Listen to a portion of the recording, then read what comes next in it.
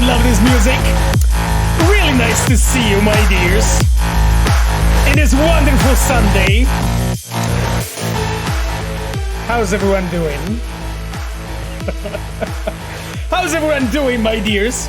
Yes, I already saw that some of you realized what's the stream title today.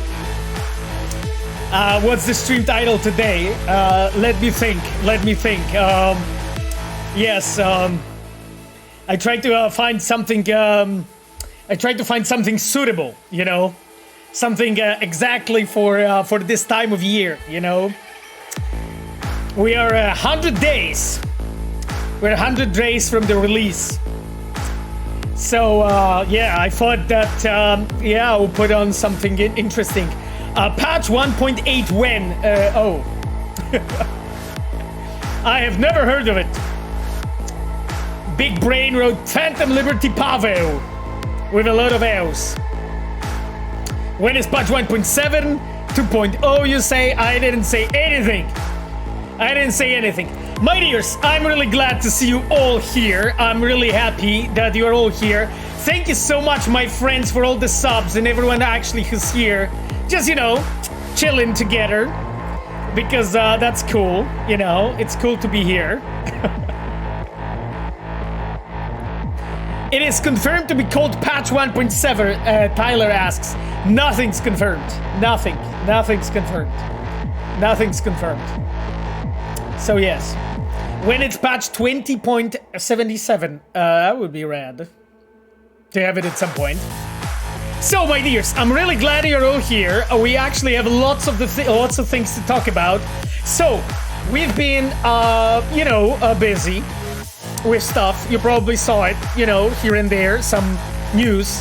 You know, I am very, very conscious that whatever I say today, it's gonna be probably treated like an official information. So I need to be very careful with what the hell I say and how. But what I will do, I wanted to take a look with on really interesting stuff with you, my dears.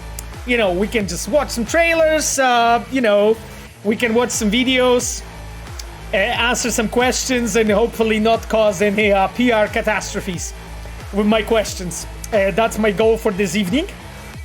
I hope I can pull it off. It's not really simple, but, you know, yeah, we'll see. Hi Denk, Desku RZ23Q asks, big question, how are you? It's a pretty big question, I agree. I am feeling good. I'm feeling quite good. I'm feeling quite happy of the reception of what you guys said online and wrote and said in the videos and said on Twitch and Twitter and YouTube and Tumblr and forums and all other places. Yeah, I think so. And I feel very much pressure, I can say. I think I can call it pressure. Yeah, I can feel pressure, you know, so that we can, you know, really pull it off, everything and so on. But thankfully, it's not only me, it's a whole team of amazing devs, you know, who are supporting the game and who have the same goal, you know. So yes, that's why I feel this mix of feeling pressure, but also I feel quite calm and confident, I would say. But I guess you know, you guys are the final judges, you know. I would say you're the final judges and executioners in the same time. So we will see, you know, what you will decide to do at the end, because that's what it is, you know. Like right now, you know, we are all hyped, and I'm glad you are, even though it was not my doing, right? It wasn't me who made you hype, right? Yes. So it wasn't me who made you hyped. I did nothing. I did nothing to do it. Anyway, my dears, so first of all, I wanted to thank each one of you for being here, for believing in us, for really watching, you know, what we've been doing, for waiting for this game. It's been a fucking wild ride, you know, and I think like probably this time around it's been much more wild than ever before, you know. It's probably the, I don't know, it's probably the most hyped I've ever been in my career, but in the same time it's probably the most I don't know, what would be the perfect word to use here? I'm very cautious, you know, that things can go different ways, you know, and I'm very cautious about, you know, sometimes you guys, you know, maybe not liking some the decisions that we made, even though we always have, you know, the good of the game in mind. So it's always just the mix, you know. Like in one way, you never know how it actually at the end lands, you know, as a creator. Like you try to fucking do your best, right? Like every single day. But like at the end, you just don't know, you know, how it will resonate with people, what they will like, what they will dislike. There's ton of shit we never told you. And I won't. I will just keep it for you to discover it. And because of that, I am very conscious that, like, I think some stuff is gonna be awesome and will land really well, and some things are like just risks, like creative risks, I would call it, you know. So I'm curious what you guys will say, you know. That's it, you know. That's really where I am with my thoughts. Zloigik wrote, God, I love this music. Yeah, I mean, my friend, this is Outsider No More itself. Of course, you know, and we have, of course, Camille Cesare with us, you know, a connoisseur of Outsider No More. So, Camille, that one's for you. Anyhow, that being said, my friends, I think we need to take a look at some questions, and I will jump in to actually watch with you some, I don't know, some stuff that we have. Pavel, what a surprise you keep at the end of a marketing campaign. I mean, Pablo, is that a question? It's a question of what surprise we have kept. I don't say anything. I know nothing. I know nothing, my friends. Besides, well, the, how to say it? The core about something being a surprise is the fact that, well, you just don't know about it until it happens. So, I mean, yeah, here we go. I'm not going to say anything. Not going to say anything. Master Zion says the Gears page of CD Projekt is broken. Are you referring to CDP, CD Projekt Gear shop? I don't think it's broken. It's simply not up, Master Zion. I think that's the answer. And I think it just wasn't ready. You know, it just wasn't ready. And I think, like, our perspective is ready and good is much better than fast. You know what I mean? It just needs to be good, my friend. That's it. So yes. Zloigik wrote, also thank you so much for Ukrainian localization. Hey, no worries, my friend. I actually had a pleasure to talk myself to a old boy. He is an influencer YouTuber from Ukraine. It was actually great meeting him. We had a conversation about the Ukrainian localization, also just the game in general. You can like look for Old Boy on YouTube and you will find his materials. So if you're like wondering what the hell I'm talking about, that was it. Will we be watching Phantom Liberty trailer? Cypher asks. Yes, Cypher, that's the plan. We'll watch it in a moment together. Lionthorn said hello from Ukraine. Thanks to you and all CDPR for adding Ukrainian localization to Cyberpunk 2077. I'm glad, my friend, you like it. You know what's interesting is like so many of you actually asked about this localization, and I knew about it, of course, all the way, and I fucking couldn't say anything, right? Everyone was asking like, hey guys, could you do it? Could you ask it? And we were like thinking about it, you know, because like Cyberpunk is a massive game, right? It's not a tiny project to localize, you know what I mean? Like adding every new language is just a shit ton of effort to make it work, you know, well. So I knew, of course, you know, that was happening for quite some time, but I fucking couldn't say anything. So yes, I'm glad that I finally can say that it's there. And it's great. Oh, my dears, and we have Suzi with us. Hello, Suzi. So, I don't know if you guys saw on Twitter. I think you did. I'll actually find your tweet, Suzi. Just a second. Really quickly. Yeah, of course, you pop up at the very top of my feed, as always.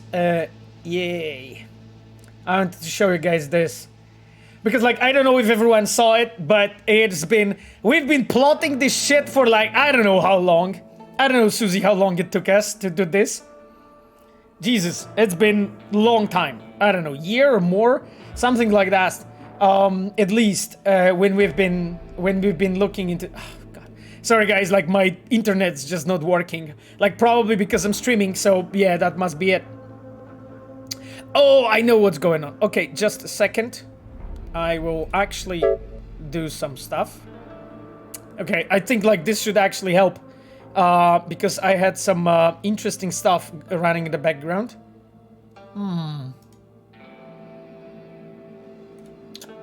Okay. Yeah, I'm just... Okay, yeah. I disabled some stuff because by some reason my internet was choking. But it should be all fine right now.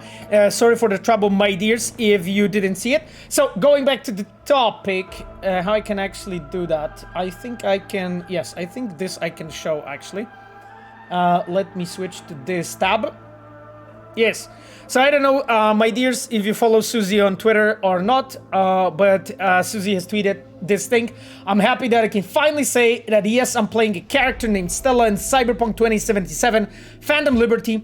I still can't believe I landed the spot. Massive thanks to everyone I had pleasure to work with from CDPR. And that's Suzi's character from the game. This is, I think, just a shot from one of the scenes. So yes, that is the that is the tweet I was referring to.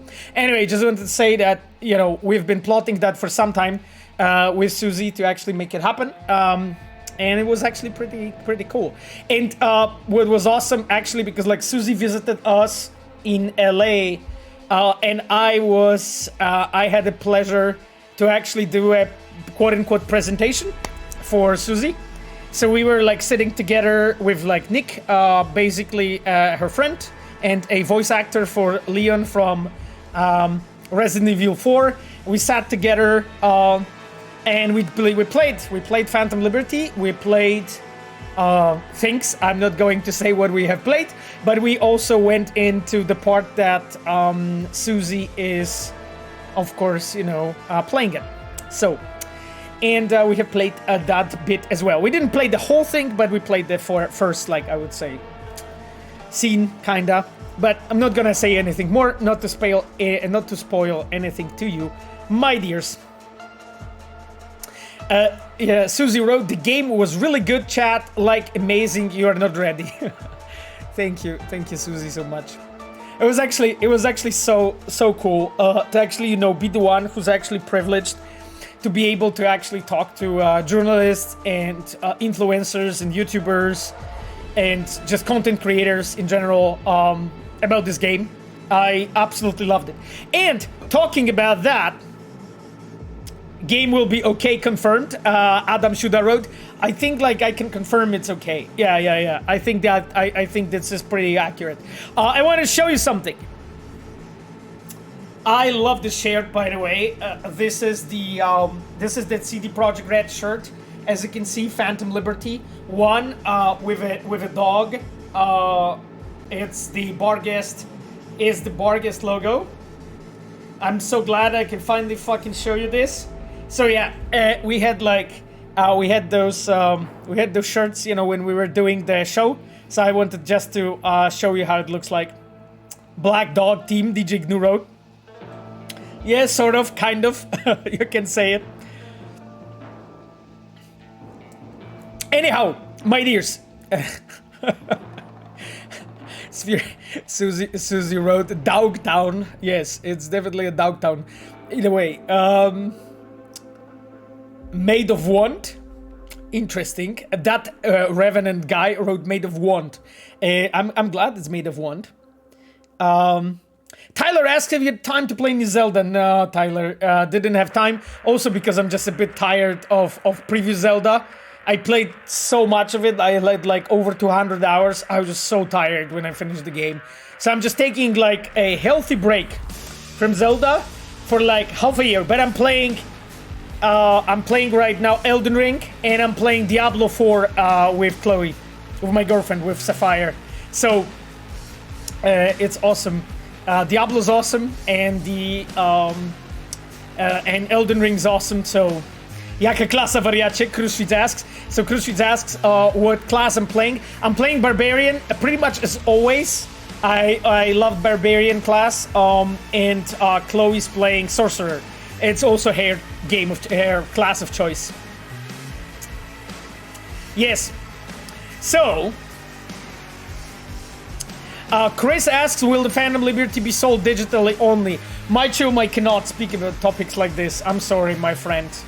This is like such an important thing. I can't like randomly comment on topics like this on a stream. I'm sorry, my friend.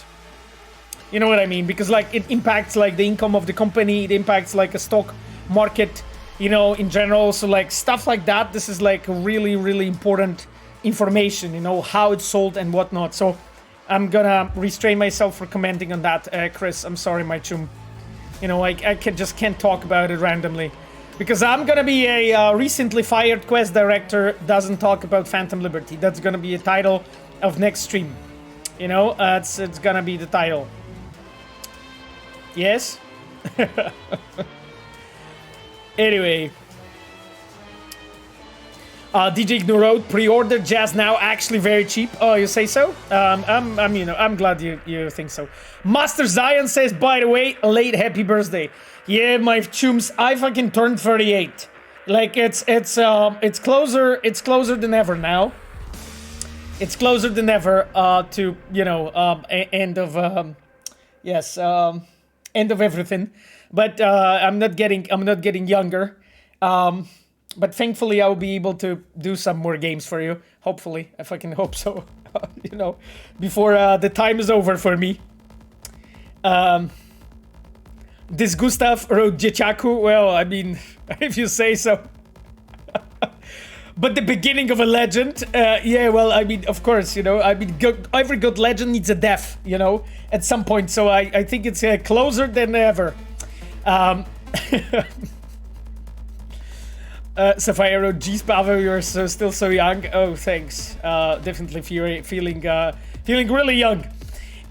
Yes, my dears. So, hello from Polska. Grex wrote, hello from Warsaw, my friend.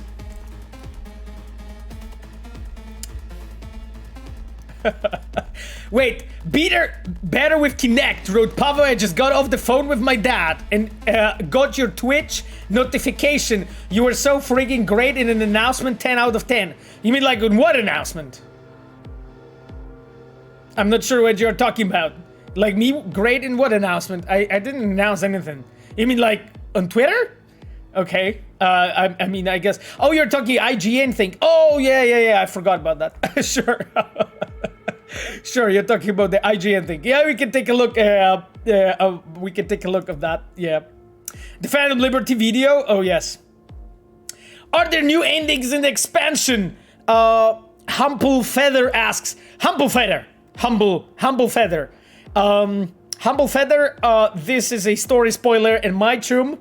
This is a spy thriller expansion, and story stuff is like one of the most important things. So, I'm gonna talk about story. I'll just let you, my dears, discover it on your own. You know, discover it on your own. You will see. You will see. Big Toe, Little Toe wrote, can't wait for the new fixer, Mama Welles. Oh God. Okay, so I already clarified it on Twitter. I was talking to the journalist, and I think it was Andy Robinson, who's actually like great journalist, and he's like actually really, really thorough. And I think I was speaking fast, and you know, I have my usual Polish accent when I talk because, you know, I just cannot get rid of it. So I said, and then I read like in the transcription in the press, Mama Welles, and I was like, When did I fucking say Mama Welles? Like, did I, like, have I been, like, high or something during that interview? And I started thinking, like, what is going on? And then it came to me. I said Muammar Reyes. I said Muammar Reyes, right? He's a fucking fixer of Santo Domingo. And I'm like, holy fuck, I said Muammar Reyes. But it was just way too close to Mama Welles, I guess. And I was like, well, yeah. So anyway, I clarified it. No, Mama Welles is not a fixer, my chums. It's Muammar Reyes. Nothing changed here. Anyway, just, you know, don't get confused, please, by this. Because, like, I never said fucking Mama Welles. I said Muammar Reyes, El Captain, right? El Captain, you know him from a base game. Anyway, no story spoilers. That's it. That's as much as I'm gonna mention about the game, okay? Mama Welles pimp fixer in the mix wrote. I mean, sure. What Jackie would say though. What Jackie would say. I get it that she's like broken after the death of Jackie and changes, you know, her path and stuff and just starts dealing with cars. I know.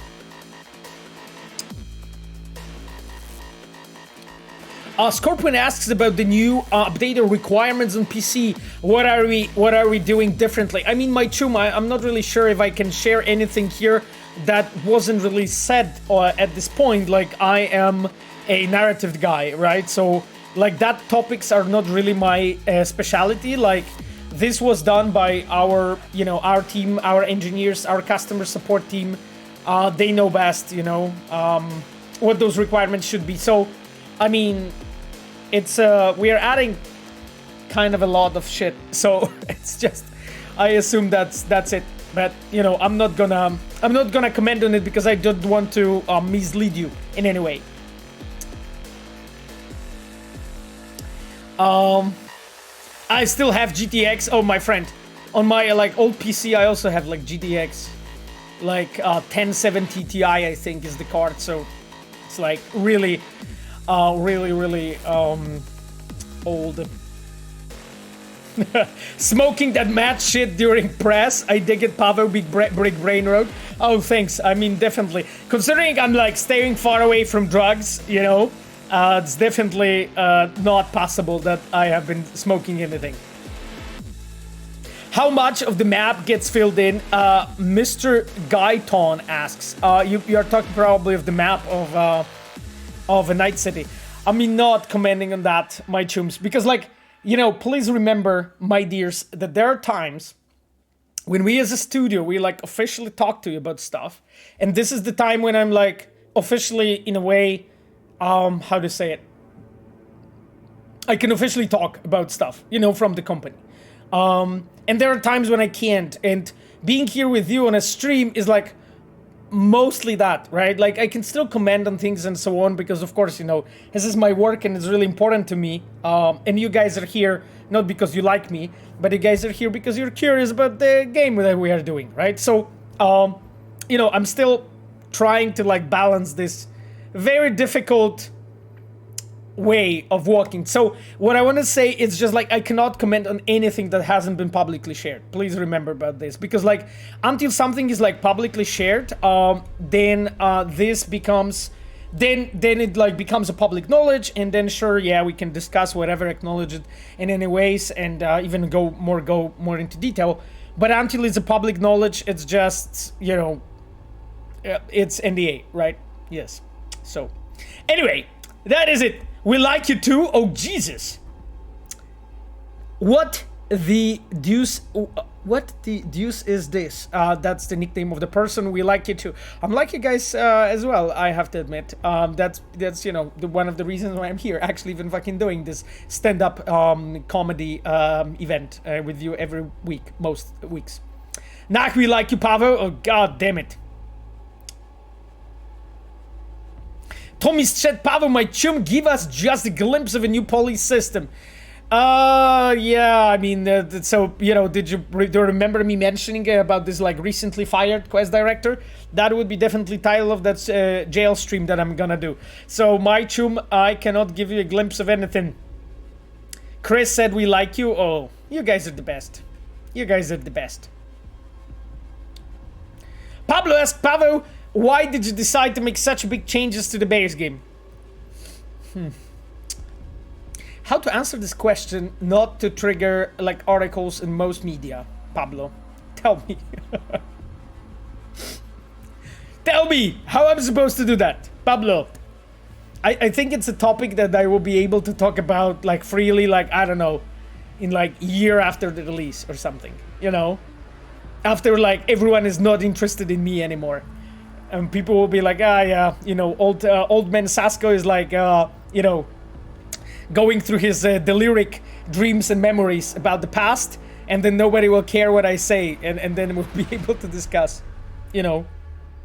I mean, what do you think, Pablo? I mean, well, you know, it's probably quite kind of obvious, right? Like why we decided to do it, because we thought it will make a better game, my friend, and that's always the goal, you know.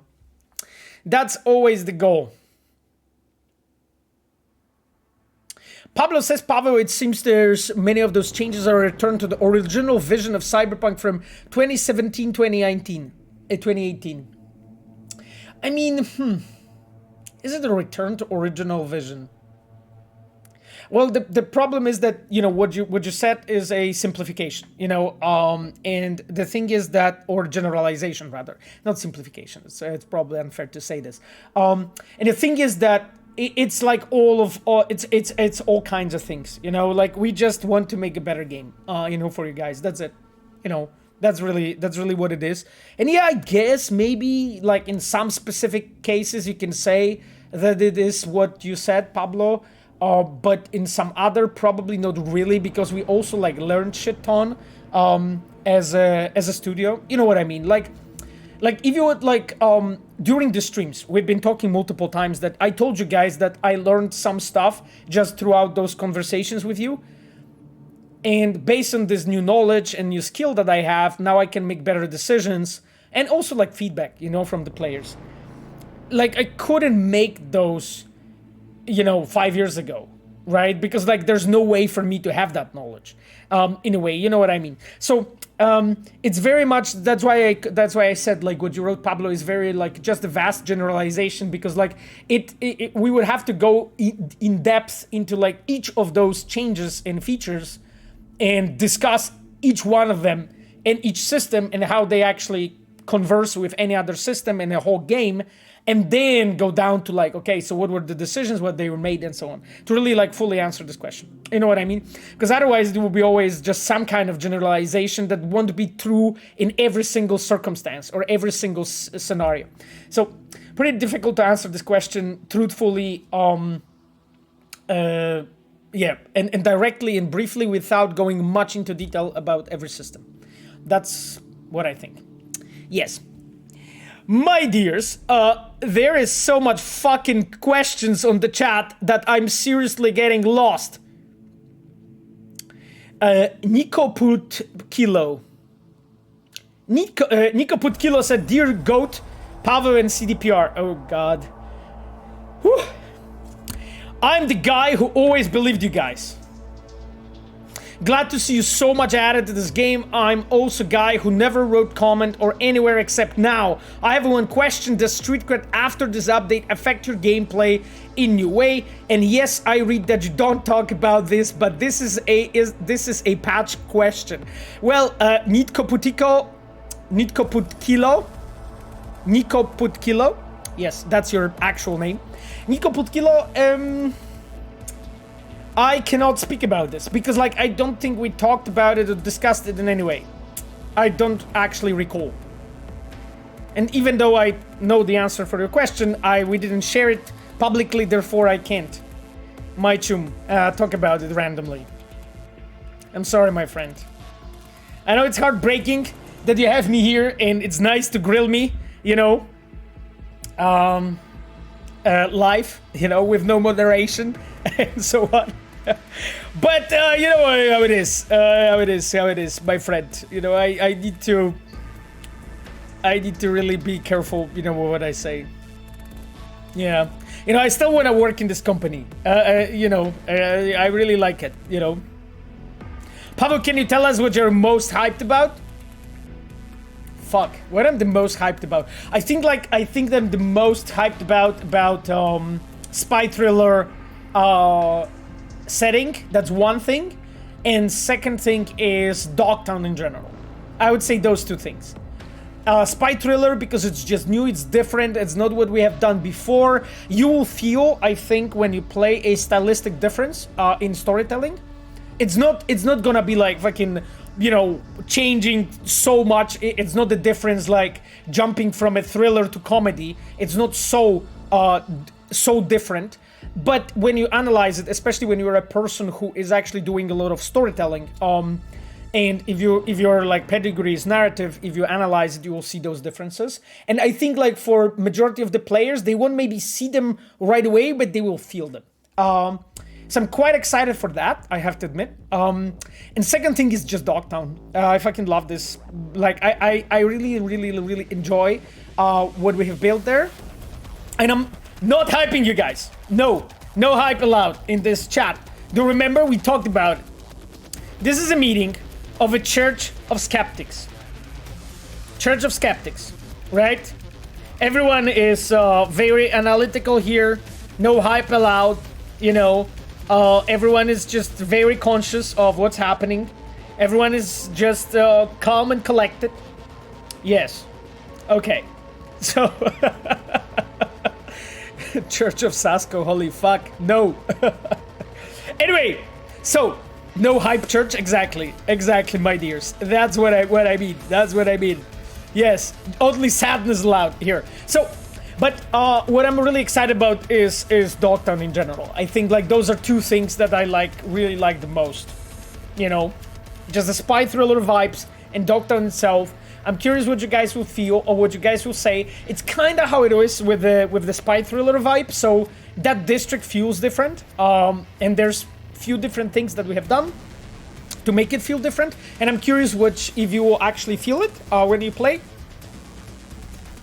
And you know, I'm not going to analyze it now in detail here because I would have to spoil exactly what we have done, so I'll just leave it for you to discover and just discuss what you guys think. You know, I'm talking about atmosphere and other things in the Dogtown itself, just purely as well visually, you know, how the environment looks like, how the whole district is structured and all that stuff. I'm curious, actually, what you guys will say. You know, that's my point of view. My dears, let me actually take a look at the questions. Holy fuck, there's like... You guys have too much like time on your hands and your keyboards have too many letters. I am so fucking lost. Are there going to be more people than you and Gabe moving to Phantom Liberty, from Phantom Liberty to Orion? Science fiction person asks. Science fiction person, I responded the question already a bunch of times. You know, there's Sarah Grimmer who's moving, and there are also some other people moving, and I don't know if they publicly already announced it. So I don't want to be speaking about it, but there's more. It's like, I think most key directors from key departments, well, not all, but most are moving to Orion. So yes, from Phantom Liberty, of course, you know, because Polaris, Witcher game, has their own leadership management, really trained for many years. And that's Shivok. Hello, Mike. Hello, my friend. Great to have you with us. Mike, of course, is our customer support engineer. Hello, Mike. Great to have you with us, my chum. And that's Ayano. That's Monica. Monica is our UI producer, and well, she is my close collaborator in crime. I would say we do a lot of stuff together. We've been locking, you know, all the, you know, the build for the journalists and whatnot for the journalists together. Monica was a great help. I love working with her. By the way, I don't know if you saw, my dears, but Monica is in my recommended streamers. She is streaming Destiny 2. I think nowadays mostly Destiny 2. So you can check her out if you're interested. Yes. My dears, sorry, I am just looking really quickly at the chat. If there's anyone that I didn't mention, yes, of course I didn't mention our dear moderators, and I wanted to mention, of course, my girlfriend Sapphire and Cogito. who's with us. I think Cogito will have to run soon because we talked before the stream, but we will have others with us. But it's great to have you with us, Cogito, as always, my friend. It's awesome. Clean Bean Team wrote, more Keanu is always a W. Yeah. Actually, we're gonna take a look at some Keanu goodness, because why not? Why not? So, what you can talk actually publicly about Phantom Liberty in the next patch, Medicamento says, well, pretty much everything that is a public knowledge right now, which is quite a lot, to be honest, at this point. I can't talk about anything that hasn't been yet revealed, you know, so, but that's like pretty much, you know, that's like a standard rules as everything, right? Like, at the moment when things are getting revealed, they are not under NDA anymore, you know, so that's how it works, pretty much in every, you know, endeavor, not only in games, but just like everywhere, really. So yes, my friend. Affel100 said, hi Pavel. First of all, I can't wait for the expansion, all the changes you guys will introduce. I'm curious about your opinion on Starfield. Have you watched the Starfield Direct? I watched just a part of it. And if so, what did you think about the game? I watched part of it. It looks very intriguing to me. I'm not a person that is really hyped, to be honest, about Starfield, just because, like, I play the games for two factors. I always tell you guys about this. It's the story, content and story value, and second thing is a meaningful innovation. Now, I do not expect much on the story side, to be completely frank, but when it comes to the second part, meaningful innovation, I do expect some things. It looks to me like Skyrim in space, with a good mix between No Man's Sky and Skyrim, really, and this is what it is, and I like what the team really has done. The game looks nice. There are some elements that are not super convincing maybe to me, but nevertheless, I'm really looking forward to it. I think it's gonna be a great game, to be honest. Question is, you know, how it's gonna run, and, you know, like, more of, like, I would say technicalities, because, like, I feel quite, how to say it, I feel quite confident, to be honest, when it comes to the Bethesda, when it comes to design, you know, and things that they have pulled off, and actually how the game is constructed. Now, I can't tell if I'm really confident on a whole the technical level, you know, so like everything from visuals to performance to platforms, all of those things are maybe a bit more of a question mark for me, but that being said, I think that it's a great team, and they're really doing what they can. I know some people working on Starfield, of course, you know, so because of that, I really cheer for them. I know that there's a lot of fans, a lot of people that are really looking forward to Starfield, so I really wish them the best, to be honest. Like, I wish I would love to play, like, great game from Bethesda. I skipped Fallout games, recent Fallout games. I'm not talking about New Vegas, because this one, of course, I finished, and I quite enjoyed it, despite issues that I had with the technical issues, really bad technical issues I had with the game, but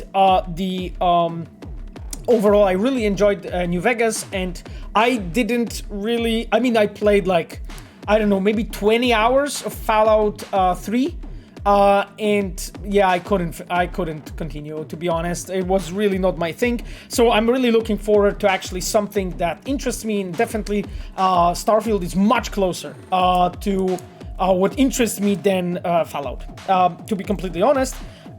Especially, and it's also a matter of execution, you know, because I can imagine Fallout game done in a way that would interest me, but from what I saw, I haven't been too much interested, and I really tried to play it. So, summing it up, I think it's gonna be actually pretty cool. When it comes to design, when it comes to all the technicalities, I don't know, simply. I wish them the best, to be honest. My dears, we are drowning in fucking comments, and we are really drowning in questions. So I am considering right now to actually jump on some Phantom Liberty topics, because that would be great. I really want to watch some stuff with you, my dears, because why not? And just maybe talk about some things.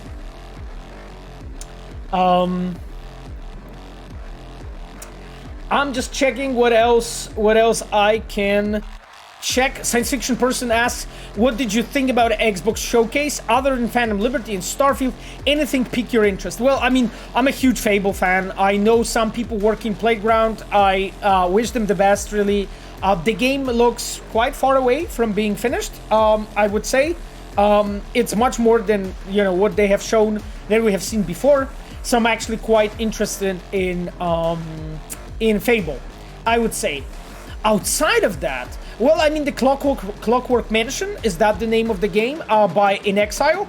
I think that was actually pretty fucking awesome, to be honest. The In Exile, the game from In Exile, so that was actually kind of cool, like stylistically and so on. So I'm curious about this one as well. I mean, it was a pretty strong showing. Like, outside of that, of course, there was Starfield, and of course, you know, Phantom Liberty. I think those two, I would say Phantom Liberty and Starfield, were probably the most intriguing for me, but then Fable, Clockwork Mansion.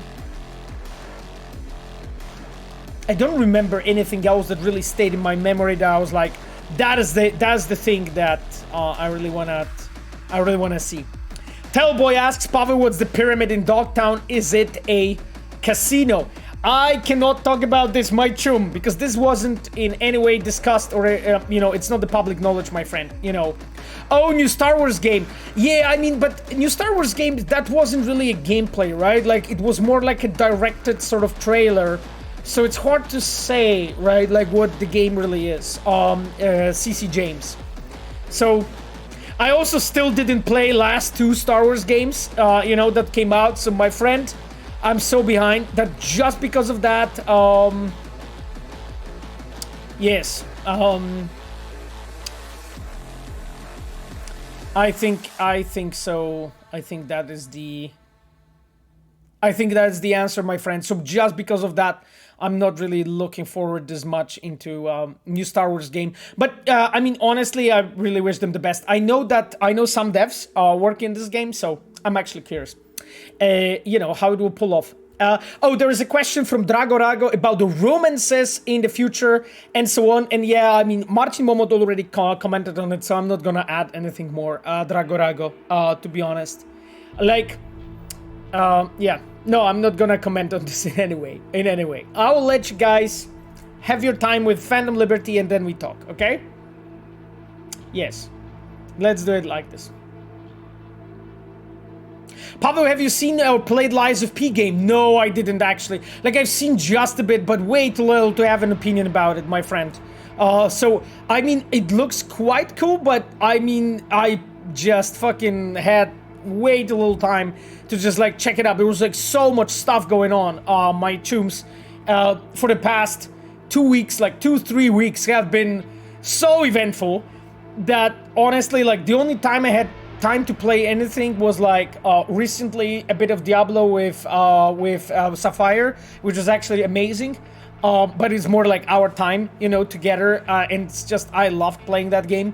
And outside of that, just I put in like 25 to 30 hours into Elden Ring at this point. Killed like maybe 10 plus bosses, but not much yet. Not like didn't move forward much yet. I don't think I killed any obligatory bosses yet. So far, just all like smaller optional bosses and shit. So I'm really. You like Elden Ring? Yeah, I love it. I fucking love it. I mean, but that's the thing, Almighty 501. I'm an Soul-like fan. You know, I played all Soul-likes and finished all of them outside of Sekiro. I told you guys that. Like, I couldn't finish Sekiro. It was so difficult for me. It was just beating my ass. So I didn't finish Sekiro. It was just way too difficult for me for this game. But outside of that, yep. How about Armored Core? I'm interested in Armored Core. I'm curious actually what the game is. I saw some press footage for the game that was released. It looks interesting. Yeah, so RTF 205 says Sekiro is not a Soul-like. Really? Sekiro is not a Soul-like. That is new for me, I have to say. Why do you think it's not a Soul-like? Like, it follows like all the main design principles of From Software and Soul-like games. So why would you say it's not? I don't know. It's debated if it is or not. Okay. Yeah, I think Sekiro is Soul-like as fuck, Delamain wrote. Yeah, I mean, I think it has like so many elements of like Soul-like games that not qualifying as one is like a bit wild, I would say. Because like, then what would you qualify it as? Just an action game? I don't know. Yeah, I think it... oh, Sekiro is a GTA clone. Okay, I mean, yeah, that sounds convincing, my chum. That is interesting, my chum. Okay then, my friends, there's so many fucking questions that I'm gonna stay here till like tomorrow morning, answering all of them. So maybe we gonna jump in and watch some trailer. What you guys think? Because I really want to do that with you, my friends. So let me actually do this. Because we have so much stuff to watch together. And this, my friends, is my favorite trailer that we have ever made in this company. I have like full confidence that I don't know. I haven't ever take part in production of better one in the history of the studio. And we paid so much attention to it, how we are doing it, how we are doing the storytelling, you know, because like we didn't really want to spoil you anything, but in the same time we have to show you something, right? So that you know what the hell are we doing, right? So it's just this very careful balance between like saying things that we can and we shouldn't to keep it exciting for you.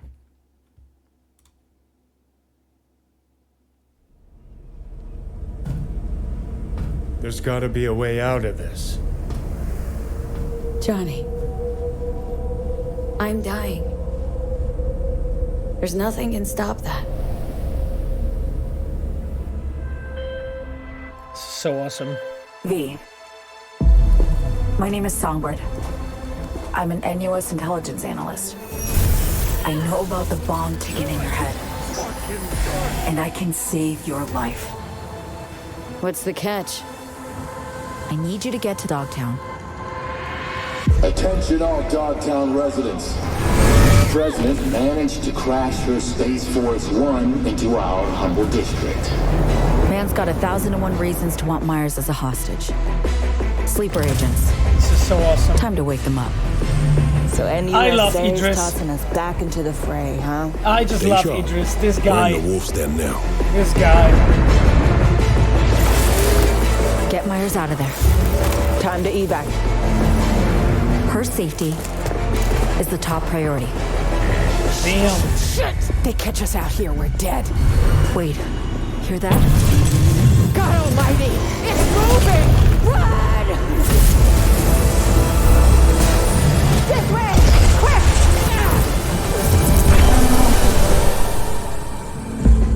Someone ratted us out. You know, V, treason ain't ever black and white. It's a charade, V. Wherever she goes, people get hurt. Bodies drop. Just want what Songbird promised me. The cure. The situation's changed. You need to know if you're with me. Illusion of freedom draws in the desperate. Pick your truth, V. Come on, got iron in your hand. Gotta put it to someone's head. Pull the trigger. If I don't do anything and do it soon, I'll die.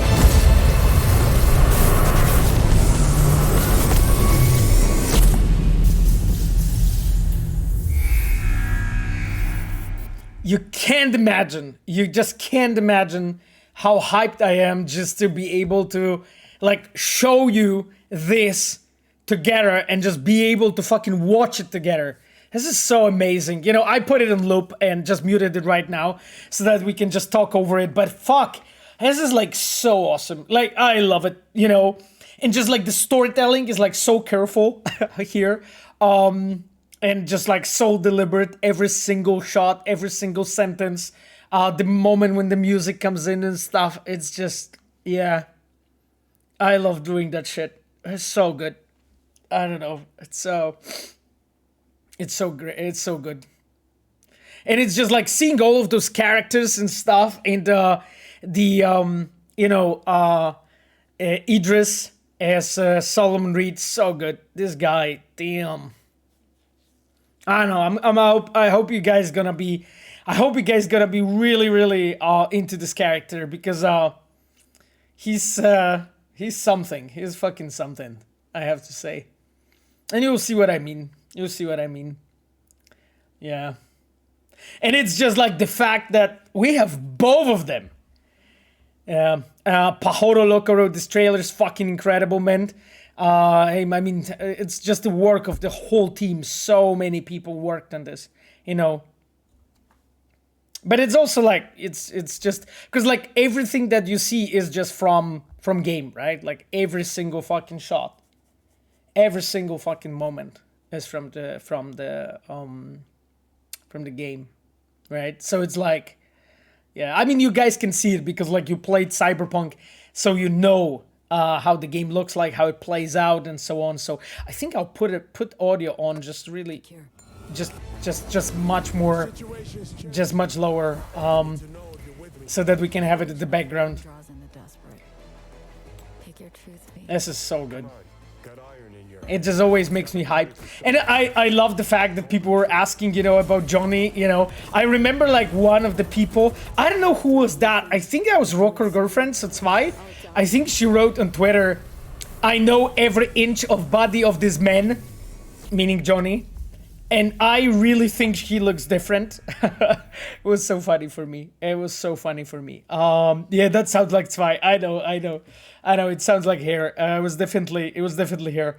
On a Twitter, and I love that, you know, because you guys see everything. It's so good. Seriously. Hirosaki asks every inch poggers. Yeah, I mean, I didn't ask questions, but yeah. Creep Slasher says in the Lazy Weezy concert. I mean, I'm not saying anything. What it was. What's the contest? So My name is Songbird. yeah. I'm an NUS intelligence analyst. Johnny is my favorite person in Cyberpunk, and he will be perfect in Phantom Liberty. I hope so, my friend. That's a comment from Voitas. That's a comment. What kind of character is Reed compared to River? Oh, they are like fucking like night and day, my friend. But the thing is, like, I'm not going to be talking more about this because like this is just story spoilers, and we are not doing spoilers here, my friends, because like the story content is like the most important thing we have in the game, right? I fucking love this. By the way, this shot, this composition is so good. It's just like, oof, that shot in the, like all those neons and stuff. I don't want to say what it is, but this moment there, oh, so good.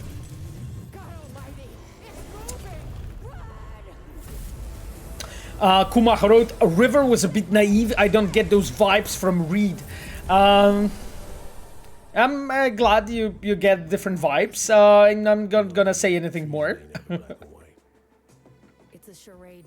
Rexigax, did you guys get rid of the weapon level scaling in the next update? I don't think we said anything about that specifically, Rexig. So sorry, my friend. I don't think I can comment on this, my friend. Pablo, can you describe each scene and tell us what it is about? I mean, Pablo, if I do that, it's just gonna be a spoiler, right? Like, to fucking huge caliber. So I mean, no, I can't. I mean, I don't want to spoil you guys the game, right? Like, it's just the yeah, because like explaining you the context of that scenes, or just even telling you what's going on, I will give away too much, you know. And I'm talking about the story spoilers here, right? Because there's nothing that I'm trying to like not tell you. It's more about protecting you from just getting your experience spoiled, and just, you know, losing on fun. You know, I just want you to have the, you know, right. You have the right to discover it on your own, you know, and go through those moments. So yeah, that's really what I think. It would be just way too much if I would just even explain what is happening on a scene, not even talk about context. Yeah, I would just give away too much. What's the catch? Curious asks, Songbird is a spider Murphy. Thoughts on that theory, Pavel? Interesting theory. I mean, again, if I just say more, it's just gonna become a spoiler on any way, so yeah. Drop 3T asks, is the trailer using path tracing? I believe so. I think at the very beginning, on the first frame, you have the information that it's recorded on a high-end PC with path tracing. I believe that this is what it says. So I believe this is the path tracing version. Yep. Yeah, you can see the behavior of lights and so on. I mean, RDX in some ways is really, you know, is also looking amazing. But I think this is a path tracing version.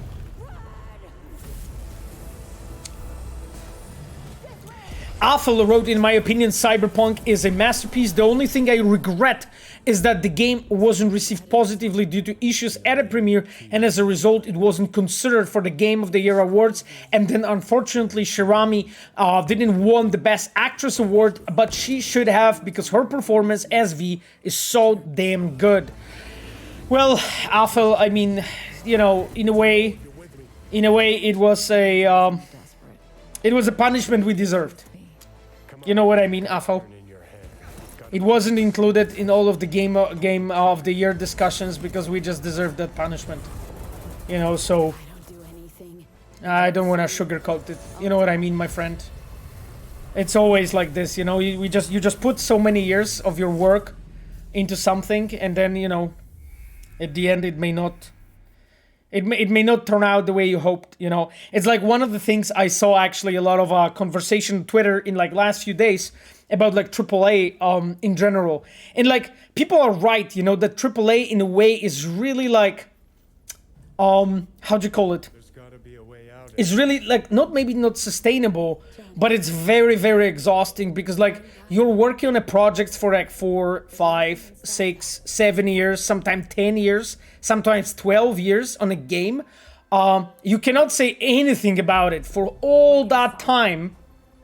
And then there's this moment when you release and, you know, it doesn't have to be great, right? Like there's no guarantee that it will be. What's the catch?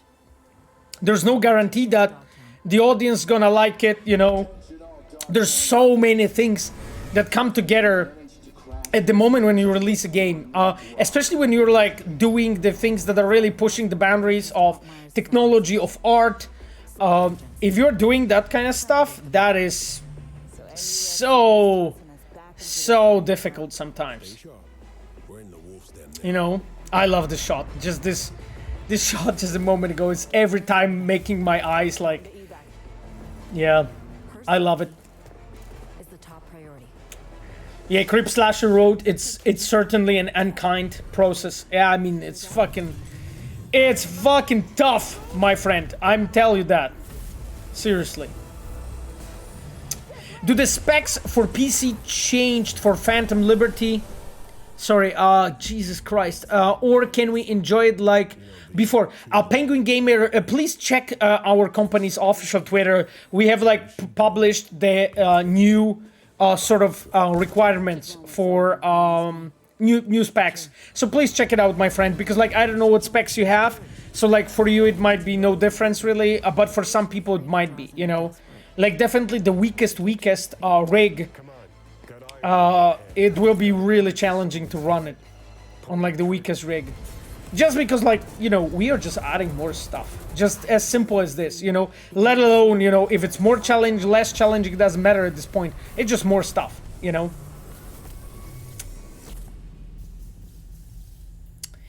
Hello, Machiavelli. Nice to see you, my friend, with us. Okay, I think that right now we are going to switch to something else because we watched this thing a bunch of times and we have like actually like much more to watch together. Nice to have you with us, Machiavelli. As I said, we're gonna wait for you, my friend. So it's great you're here.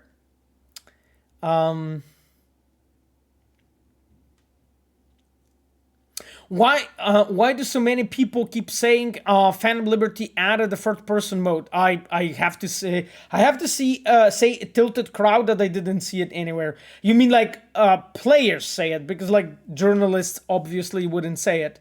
No spoilers, but could you share with us a little why feature like that would be more difficult to add than most people would think? I mean, tilted crowd, like I think like that is the topic that we have discussed so many times on so many different streams that I'm really not sure what else new I could add.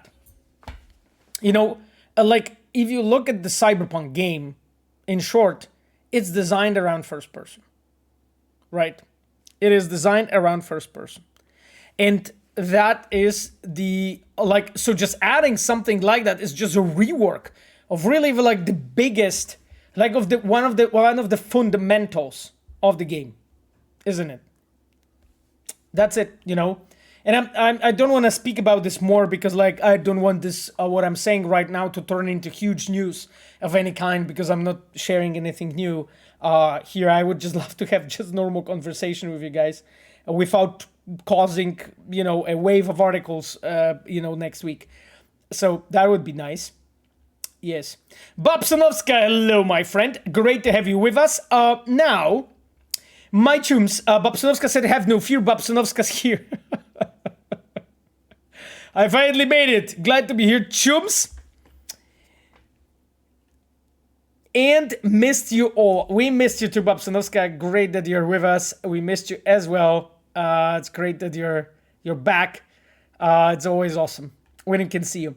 My friends, so what we're going to do right now, we are going to watch the trailer analysis. I think, I don't know if you watched it before, the developer trailer analysis. This is the video that we have published. It's the analysis with Igor Sarzyński. Igor is our narrative director. Like we are cooperating very closely on the game together. And Igor put a lot of work into that trailer, making sure the whole narrative level is done as well as it only can be. So without further ado, let's do it. Hello everyone! Recently you saw the official trailer for Phantom Liberty, and today we have a special treat. I sat down with narrative director Igor Sarzyński, and together we took a deep dive into some of the cool new stuff we showed off in the video. If you missed the trailer, let's start by watching it first. Yeah, so now we'll have just really quickly like a recap of the trailer, so I'll just put it slightly lower while we talk over it, because we watched the trailer many times together at this point, but then we'll go into the analysis and just listen to Igor a bit, you know, when he will be talking about all kinds of things, you know, that we can talk about when it comes to the story. When it comes to the story. Olumun said, I've not been excited for a game as for Phantom Liberty in a long time. Oh, I'm glad, Olumun. I mean, you know what, my friend, is like, I'm one of those people that I love being like hyped about game, and I love to like look forward for something and then actually play it. It just feels good, you know? It just feels nice to be excited about something and then go and enjoy it, you know? I've been excited for the Diablo 4, I've been excited for Elden Ring. So like actually just this excitement adds up to my own enjoyment, you know, of the game. I'm really excited about Hades 2, for instance, you know, so I'm gonna play it as well, of course, you know, as soon as the game drops. So there's like just many things. There's just many things how actually the hype, I would say, and excitement can actually make your enjoyment of a given piece of media even better, you know? Yes. Bong Bubbler said, first time in a while to be excited for me. That's cool, my friend. I hope you enjoy it, you know? I hope you enjoy it. We fucking did everything we could to make it good for you, chums, and it's not so far away. I think it was Babsonovska who said it's 100 days. We're 100 days away. Better with Kinect wrote zero hype for this expansion, only skeptic. Proper approach, my friend, proper approach. Oh, it was Kruszwitz. Yeah, Basha said Studniówka. Yeah, exactly. FX77I77X says, don't you think, I'll stop it for a second, don't you think it spoils way too much? I'm getting scared that I know too much to enjoy the game fully. I don't think you do, because like we have done this trailer with an assumption that majority of the players who will play the game watched it. And it's always a struggle. And no matter of the game, you know, it's like Phantom Liberty, but it was also true for base Cyberpunk. It was true for Witcher 3, for Witcher 2, for other studios I worked with before. It was true that every time when you work on a trailer, you struggle of like, okay, what to show, what not to show, what exact clip I can show from this so people can know what to expect and be informed, you know, if they want to buy or play it. While in the same time, not to spoil it, you know what I mean? Because like, in a way, we need to show you like what the hell is there so that you know what you're buying, right? What you're investing your time in when you're playing.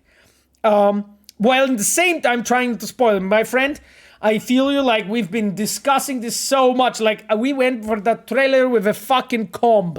Like with a comb, every single scene, every single shot to like discuss in regards of like, is it spoiling something? You know, is it like too much or is it not? You know, because we knew, of course, you know, that when we'll be doing, you know, those shows for journalists and whatnot, we knew that they are going to talk about things. So we knew already that touching some things in the trailer, we can't do it because it will be already revealed by journalists anyway, right? Because they need to talk about the game so that, you know, you guys are informed about what the hell is it. So, FX77, my friend, I feel you. We tried as much as we could to do it, and I don't think you know even a fracture. I don't think you know even a fracture what's there. Everything, all the most important stuff, I'm going to say anything more, not to even suggest anything. All the most important stuff, it was not even touched in any way. We were extremely careful with that. Did you see Cyberpunk on the top sellers list? Yeah, I did. It's so awesome. It was actually like, I think after we started the pre-orders, Cyberpunk was like in third place and Phantom Liberty was in second, I think. Those two were like going hand in hand. So it was nice. And also Witcher is on like 7th place of top sellers with The Witcher 3. So that's always cool. I mean, it's always awesome. My friends, let me actually click at this so that we can hear some knowledgeable people talk. Here with me, Igor, thank you for joining me. Thanks for having me. Hey. We'll be going clip by clip and we'll be dissecting what we just saw, and we'll start with the setting, Dogtown. Looks like a lot of chaos, a lot of control maybe in this part of Night City. But tell me more. Yeah, pretty right, actually. Dogtown, formerly known as Combat Zone, but renamed to Dogtown by a lot of you asked about it, right? Do you remember? Crank it up even more? He's current ruler of Dogtown, and this mix between a tyrant, a protector, but first of all, a businessman. Our inspiration when creating Dogtown with its internal dynamics and politics, and also Kurt Hansen's character, were South American drug lords, guys who invest into local communities, build schools, bridges, become those, you know, reverend figures, but actually at the same time to treat those communities as a cover-up to all their, you know, dirty, shady deals, drugs, weapons, you name it. Caring for the community. Yeah, caring. Yeah, that's very, very good point. Actually, you know, some of our inspirations for caring for the community. Yeah, and this is exactly the case here. Kurt controls Dogtown, at least parts of it. He's not Kirk, he's Kurt. BARGHEST is his military unit. Not Kirk. It's like part gang, part military unit. Actually, it consists of both Militech soldiers from Kurt's unit who stayed behind in Night City during the last corporate war, decided not to come back home and just make this area their own. And also it consists of like different gangers, marauders who joined, you know, since then. Interesting mix of people coming from different walks of lives. Yeah. Yeah, exactly. Kurt from Apocalypse Now. Interesting. El Chapo Hansen.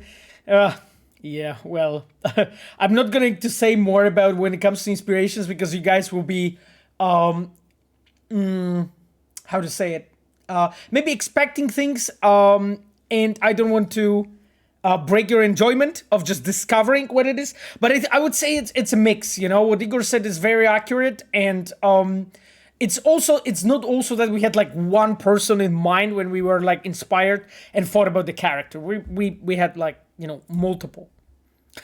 Escape from New York, Domi Davi wrote. I've never seen that movie. I'm joking. I of course saw that movie, but I know nothing about it. There's I know nothing about it, my friend. Pinky wrote, I hope we'll get some exciting info about Unification War. Who knows? Yeah, and they aren't exactly the most sorted out military unit. Sometimes they do things on their own, but for sure they all very much respect Kurt, and he's like where this, you know, just he's the boss. He's the There's boss. a question about new ending. My chums, that is the spoiler. I'm not going to touch this. Is this weird mix of, yeah, as you said, like authority and anarchy. You have areas which are controlled by BARGHEST and also like safe in a way. You can find, you know, rave Which one is black? Hint, Stella, places. Other places are just so dangerous that almost no one goes there, and it's very easy to get killed there. Pavel, we have to watch Escape from New York and Escape from LA. Okay, I don't think I saw Escape from LA, to be honest. Shadowman fan 1. Kurt is Black Hand, Delamin said. I mean, a very interesting speculation, my dears. Fabulous Khaled said, knowing that there is a new ending is a spoiler, and then a frown face, poor or sad. I mean, I am not saying anything if there is or if there isn't, you know, just because I don't want you to spoil anything. Trauma doesn't come to Dogtown because not surprised. Because it's too dangerous. The Duke of New York, the whole district I don't was know that. supposed to be this kind of like paradise entertainment / casino hotel strip. But the whole development was interrupted by the war, and now you have this. It's more like a squat mixed with the free trade zone, and this free trade is actually a big selling. With questions in the stream, is it like it's like as if you are playing Minesweeper? It's a place free of corpos, but most importantly, yeah, free I of mean corporate definitely taxes. Babsonovska. So if you wanna do some isn't that kind of a default? deal, Dogtown is the You know? place. On the black market here, you can find all kinds of stuff. Is the fancy casino in a trailer Crystal Palace? You wouldn't find in Cash asks, custom, no spoilers. Something custom. No cyberware, spoilers, my chum. No, sorry, no spoilers. Stolen corporate equipment. To even if you are, you know, coming from a different part of the world and you need. Nexo asks, can you comment on the initial scene in the trailer? V says that she's dying and nothing can be done. However, in a base game, V only learns that this is after finishing one of the endings. Is that scene happening after the ending? Very interesting. Nexo, I mean, as you can imagine, my chum, this is a spoiler, right? I mean, I would, you know, there's no way for me to answer this question without just, you know, spoiling you part of the story, chum. So no. I mean, no spoilers, please, in the stream. Like, you guys gonna discover stuff on your own. What about Lucy in the game? I don't know. New Pavel Sasko sex noises. Sure. If I'm definitely sold on the fact that you guys are interested in that. I'm not really sure if you know, if I can convince a production to spend more time, you know, on that. Swear to God, lol. Lucy Liberty, poor Pavel dodging bullets left and right. I mean, fucking hell. I feel like Neo from Matrix on this stream. But you know what? It's fine. It's fine. This is what it is. You know, I really enjoy talking to you guys, and it's natural that you're interested. You know, like from all of the possible scenarios, I prefer you guys to be interested in asking questions I cannot answer, rather than you guys being disinterested and not even being here. You know what I mean? That is definitely a better problem to have than you know, lack of interest. I would say, right? Isn't it? Needed for your internal needs, a tank. Yeah, would you like one? Yeah, me totally. I could always use a tank. But yeah, don't get your hopes up. You cannot buy a tank and go with Johnny and go to Arasaka Tower and destroy everything. Don't even think about it. But it is a place if you're in pretty much in the market for something like this, you can we gotta watch the video about the black market that I shot for Xbox. And also awesome at the same time. Let's move on. We're seeing a character appear throughout this video, and she is called Myers. She seems to be a prominent figure. Like, what can you tell me about her, and what's her relationship to V, or the player in this case? This is President Rosalind Myers, flamethrower guy, Machiavelli. Right now in a bit of a pickle due to the crash landing of her Space Force One inside Dogtown. She's, as all characters we try to create, we try to give them like different aspects to them, so they're just not like a function, you know. This is the president who gives orders, and we try to look for different like faces and aspects in Myers too. So she's a former Marine, a soldier, a very. She looks like she's capable with a gun. She's very capable. She's a badass actually, but maybe even for her, the whole BARGHEST forces and, you know, whole Dogtown against her is might be even too much for her. And this is where V comes in to help her get out of there. But it's not the only, you know, like face of Myers, let's say. She's also a very capable and like logically thinking politician. At the same time, she has this human aspect to her, and like there will be moments where like emotions take over, let's say. So I hope players will find her like a complex and interesting character. Yeah, I saw the comment from just a moment ago. Sorry, because the chat, of course, scrolled and I'm just too old. FX77 said, "Good job, Buja, for shutting down the tongue idea." Yeah, I'm glad he said it. So yes, glad he said it. Do you post your VODs on YouTube? Colton asks. Yes, my friend. If you just go on YouTube and search for my name, you will find it. I post every single video on YouTube with timestamps. So it's like every time, you know, when we just sit down, discuss stuff and so on, it just timestamp every single question. There are some questions that, of course, I don't timestamp because if I don't say anything, you know, on them, then it's just lose of time to timestamp it, your use of your time and mine. But outside of that, I always timestamp and make sure that, you know, you guys can enjoy it and can check it.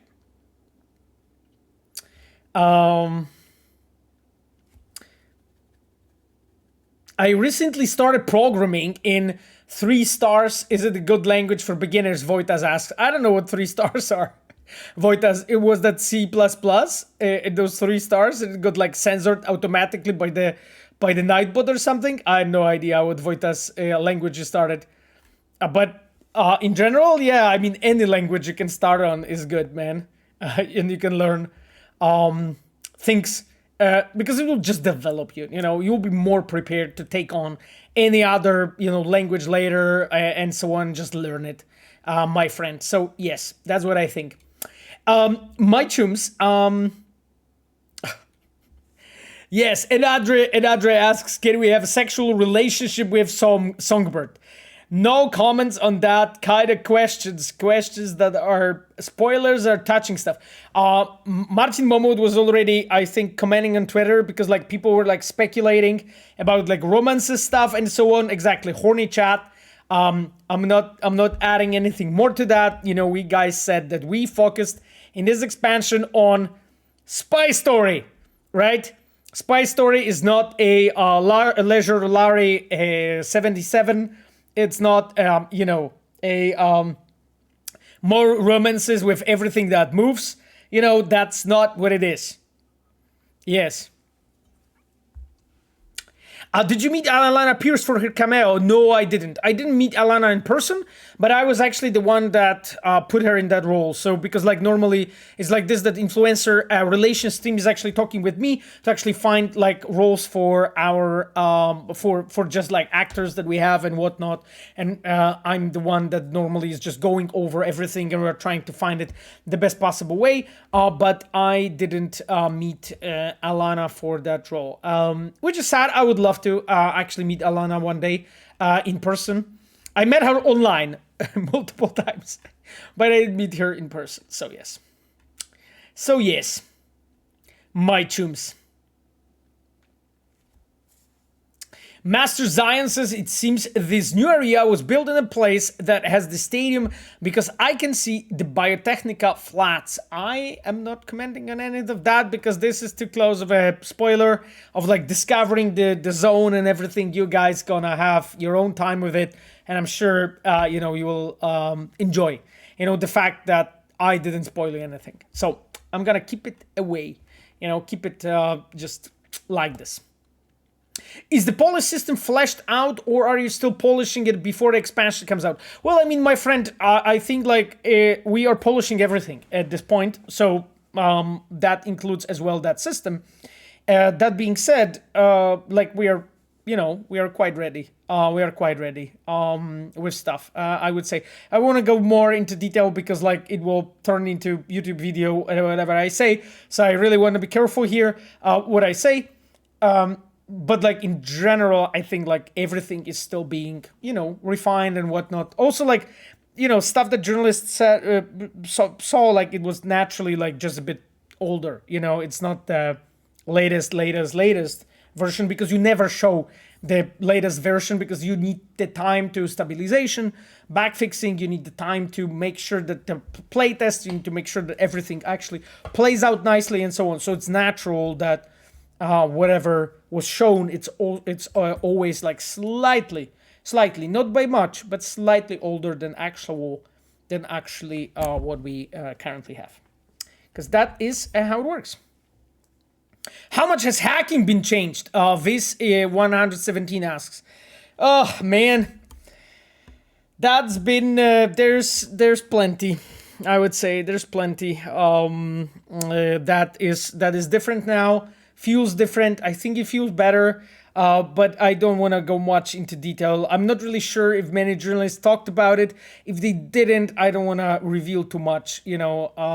But I think there's been a lot, you know. Like I think overall principle, maybe like a base, an absolute base is like similar, but that's it, really. So yes, I hope hacking is not OP anymore. Machiavelli said, "Oh well, we're gonna see." She looks freaking amazing. Okay, next up we have some giant thing waking up, and what is that thing? Looks scary. Am I supposed to be afraid of that? Well, you might. Yeah, this is Militech Chimera. It's part of this Militech equipment left behind during the last corporate war. A remnant, you could even say a ghost of the past, actually. But maybe some things shouldn't be left behind because in the wrong hands they can cause a total mayhem, which might be a case in this. In here as well. Chimera is equipped with all kinds of weapons and might or might not be obstacle on these adventures. Yeah, it looks like it's gonna be a challenge. We'll see. He just did the eyebrows and that's it. Okay, I get it. I do the eyebrows up, too. Star power. You know, I'm not gonna add anything Solomon to Reed, important character for the story. Our Chumi, yo, you know, our one friend, of the most important, actually. our friend I would Idris, say that yo, together, yeah, with Reed, V, and Songbird, are like three most important characters here. Reed is this kind of guy that if you want to change a government in another country, this is the guy you send there, and it just kind of happens. No one ever finds out how. Nice. And yeah, but it did happen. A master spy working for NUSA for many years. Article incoming about Pavel's eyebrows. Those kinds of like super difficult missions. Philip, great. Around 7 years ago, put on a back burner, became a sleeper agent, and now during the course of Phantom Liberty story, he's woken up again and will be working closely with V on a mission in Mission Dogtown. It's not always gonna be necessarily super smooth, but well, you know, conflict is storytelling, so this is like what we want here. Perfect. And as with Mayers and any other character, like we try to create a complex. Machiavelli said, "I fucking love power even more fantasy so and being such an badass in amazingly this cool kind of actor as games. Rizal, but That's to why I play love him, like, Deus you Ex so want much." To, you know, get the most out of I can him. understand And that, so, Machiavelli. Reed is, for example, he's super loyal. Sleeper but agent frozen, those exactly. loyalties, they can clash sometimes. That smile, He's both Pavel. loyal Oh, you to, like my know, smile? The greater good, the safety of the country, of the state. But he's also very Is loyal that the to Elba the people who are close to character, him. Morgan And at the Blackhand same wearing time, a there are, like, certain disguise? principles I am inside not him going to which say he also wants anything to stay true to. Victor Necrofunk. And those loyalties, sometimes Story they spoilers. might I love that. pull him into different directions, push and pull and so on, and he will be facing some difficult choices, which we will also have a chance to like affect. Yeah, it's amazing that you mentioned this because whenever you guys create characters, I feel like There's a question, hey Pavel, I'm curious, can you play Phantom Liberty whenever you want? Yeah, pretty much. Nico Put Kilo.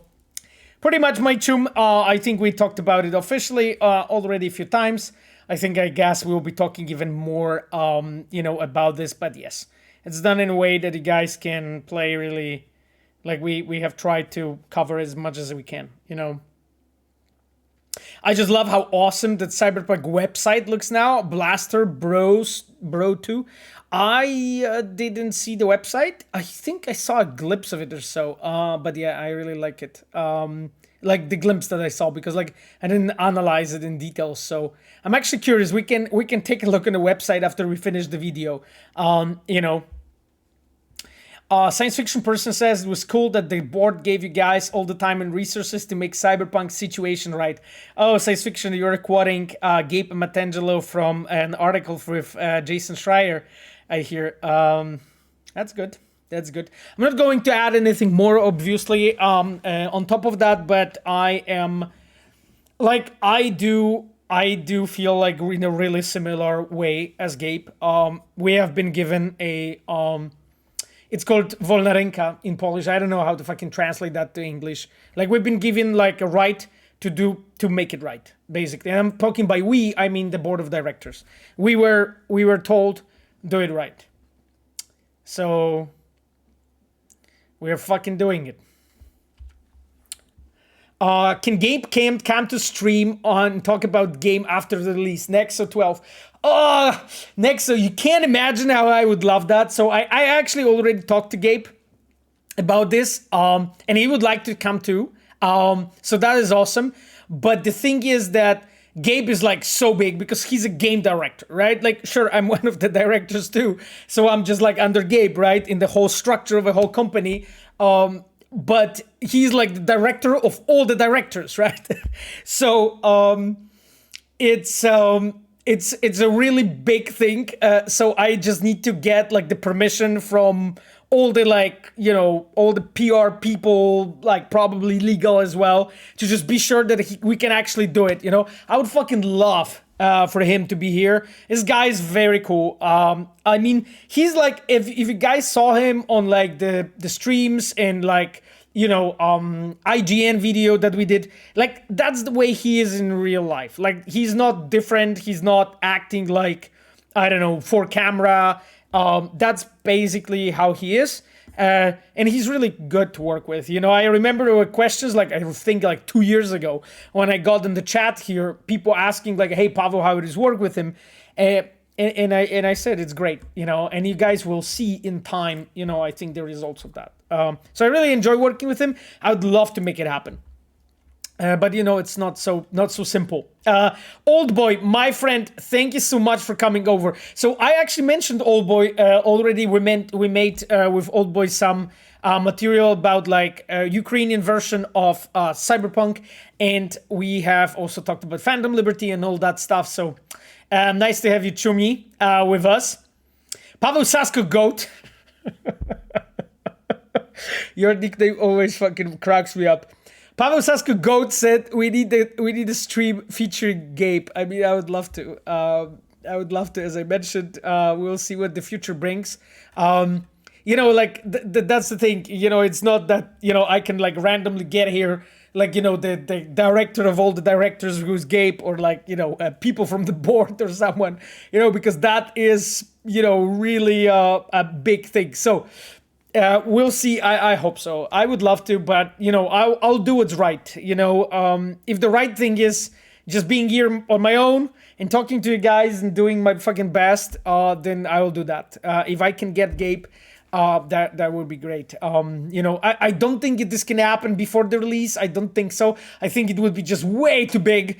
And I would have here fucking everyone on this stream. And I just want to talk to you guys. You know what I mean? I don't want to have here like half an internet online on this stream. So just I really want to, yeah. Maybe, I don't know, maybe fucking day before the release or something, we can do some cool stream. That would be great. But we'll see. We'll see what happens. We'll see what happens. Kirko said, you bet. Get the Gabe Newell on the stream. Oh, that would be interesting too. Definitely. Definitely Gabe Newell. Definitely Gabe Newell would be interesting. There's a question, will Gabe move to the new studio? I mean, Gabe is already there. Gabe is already in Boston since a year or so, my friend. Pavel, why don't you get Todd Howard and Gabe Newell on the stream? I never met Gabe Newell, to be honest, so I'm not sure if he would be interested. I had the pleasure to meet Todd.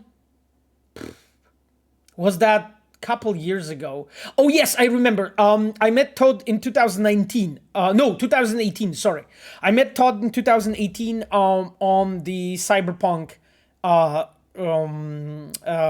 when we were doing Cyberpunk shows, he actually came over. He watched like that one quest that we were showing and so on. So that was the time when I last time met Todd, and then I think we have.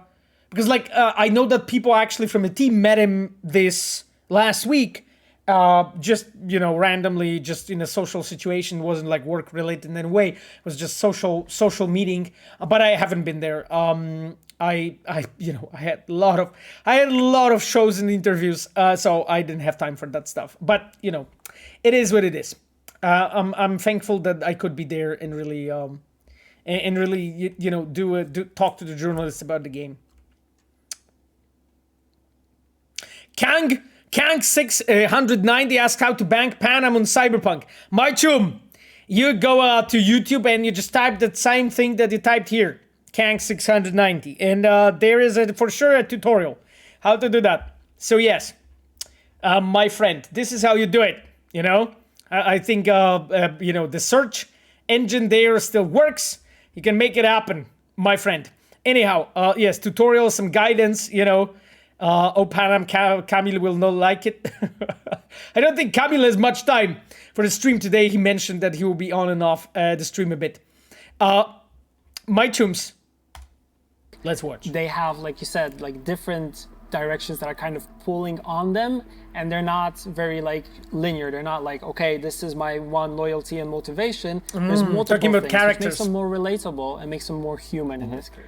It's also an interesting part of NC57. Thank you so much for the first, sub. when you create characters, usually they are a little bit more like functional or like a little bit simpler. But then with every dialogue you write, every rewrite, every iteration of the story, they kind of become like Pavel has the ability to find the weirdest comments in the chat. And oh yeah. In the end, you feel it's I see everything. I really, and try. not just this like design you made. And I think we went through this path with Reed as well. Yeah, amazing. Will you stream the new gameplay overhaul too? The Askelet says. I am, you know, I'm going to for sure play Phantom Liberty when it's out. So I guess the answer is yes. You know. I guess the answer is yes, my chum. So we're gonna discover all of that together. You know what I mean? Amazing stuff. I can't wait for players to actually discover it for themselves and have their own opinion on the character, because I feel like opinions about characters is something that we're kind of known for and something that the community always dissects. Headless Sangeli, like you know, thank you so much for the prime, social media, my friend. About, like, do I like this character or dislike this character? So it's something really, really. This is what I'm really hoping for in this case. Yeah. Perfect. All right, moving on. Next up, we have a character changing her appearance, and this is something that we haven't seen before.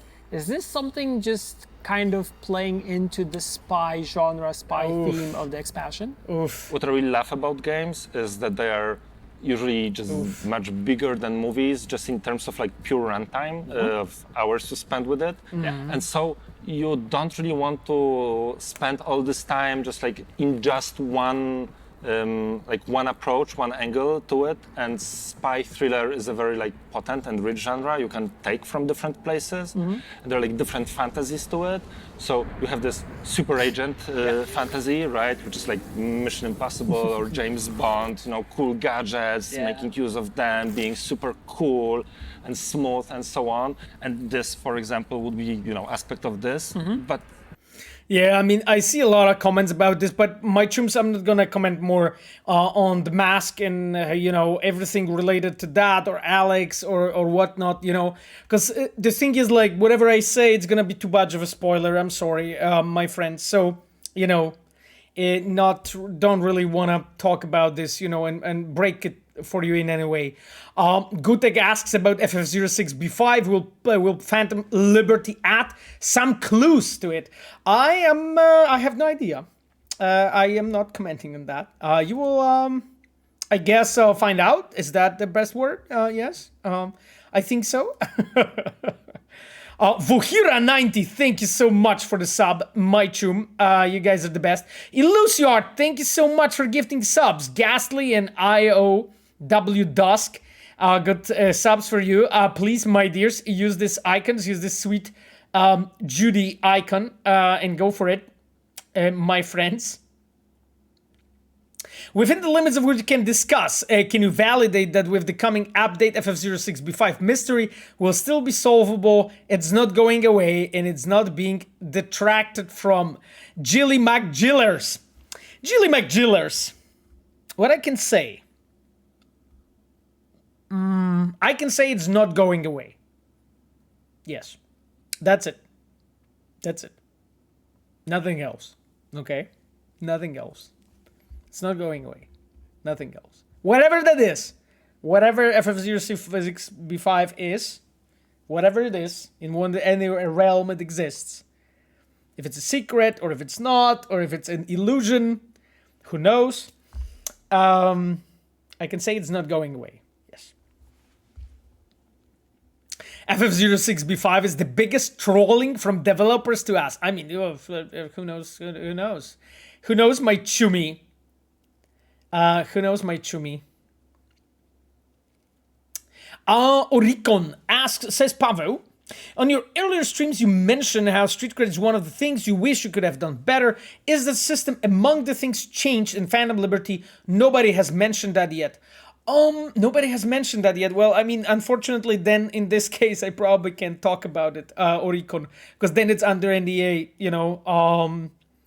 as I mentioned, and this we said publicly, that a lot of big systems have been reworked, but some systems have been, like, I would say, updated or bug fixed, you could say it, because, like, there is, it's the border between what is bug fixed and what is an update is, like, whatever. But there are some things that got fine-tuned, I would call it, that got some changes to it, and that's it. The scope of the changes is different depending of what you're talking about.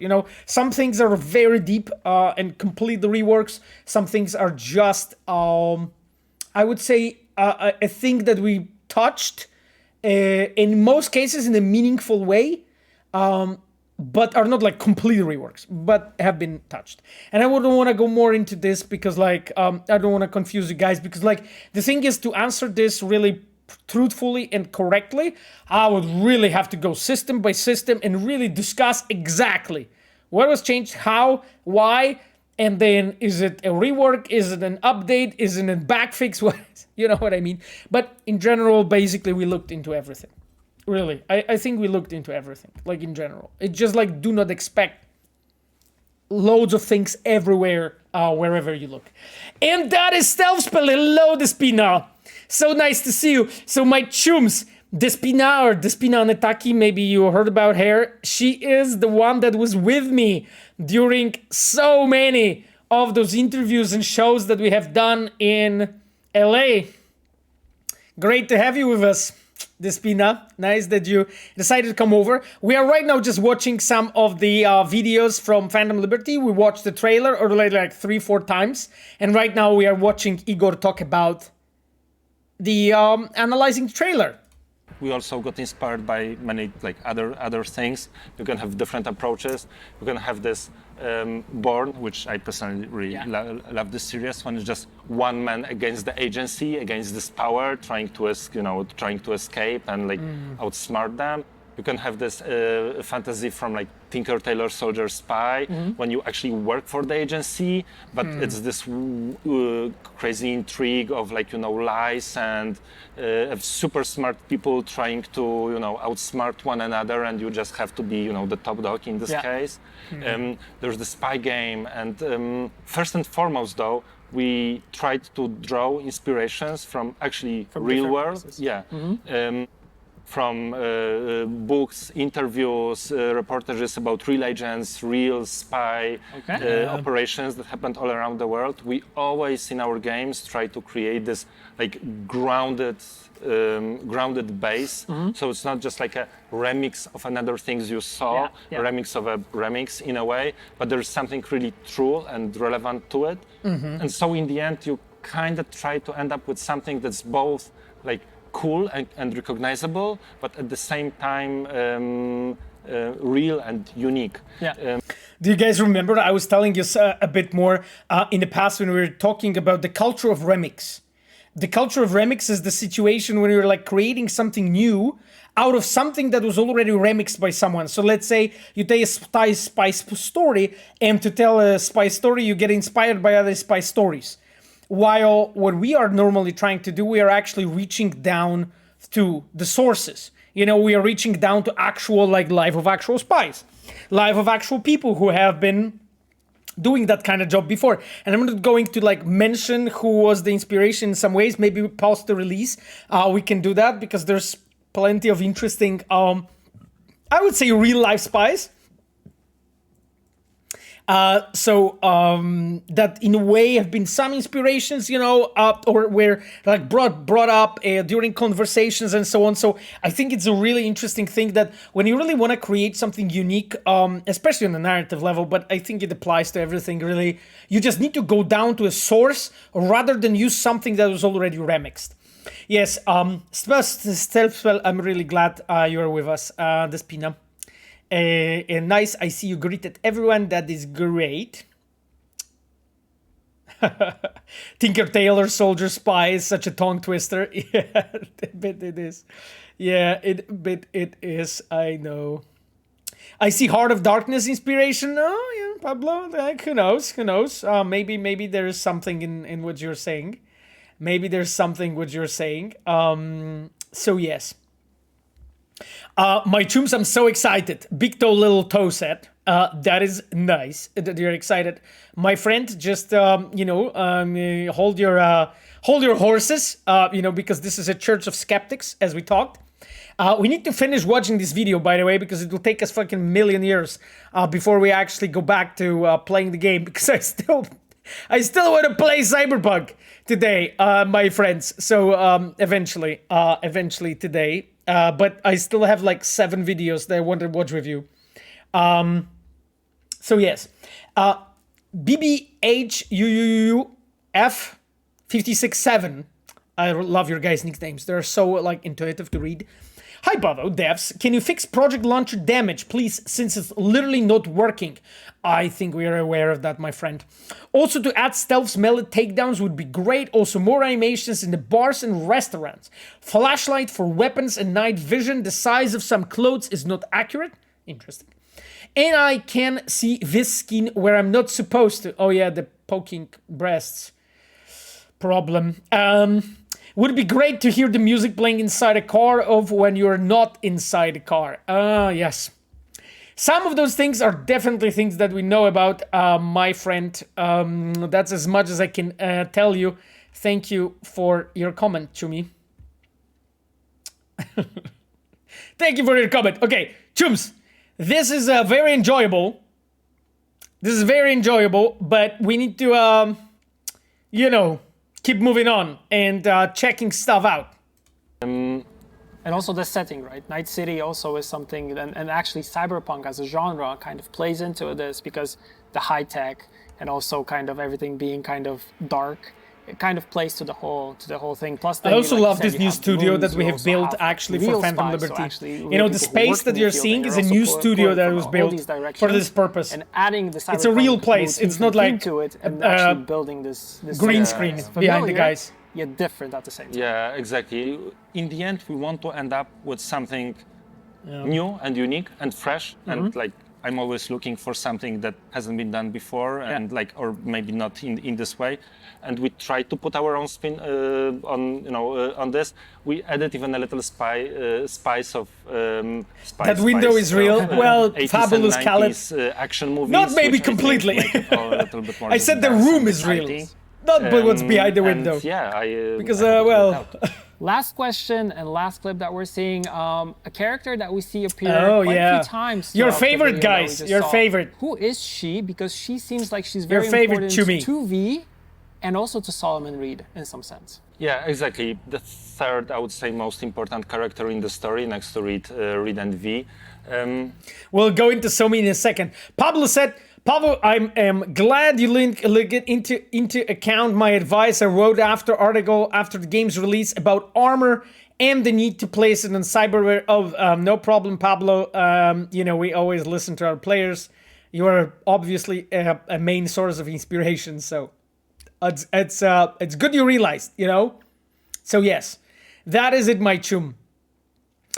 Joy Spada 6, Josh Yespada. I appreciate you and the team putting all the work and the rework, a lot of things that you wanted to change. I hope all the stress will soon be gone and once Phantom Liberty releases. I don't know, my friend. It's like, I will tell you this, release of your game, and like, I would say that period after the release is like one of the most stressful moments in the production. It is.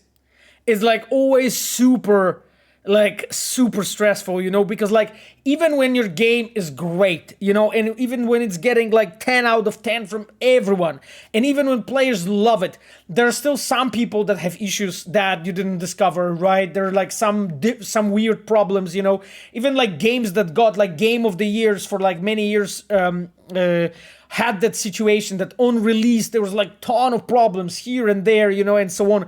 So and the devs had to patch it quickly or like figure something out what happened and so on. It's always really stressful time. So I don't think the stress is gonna go away at Phantom Liberty release.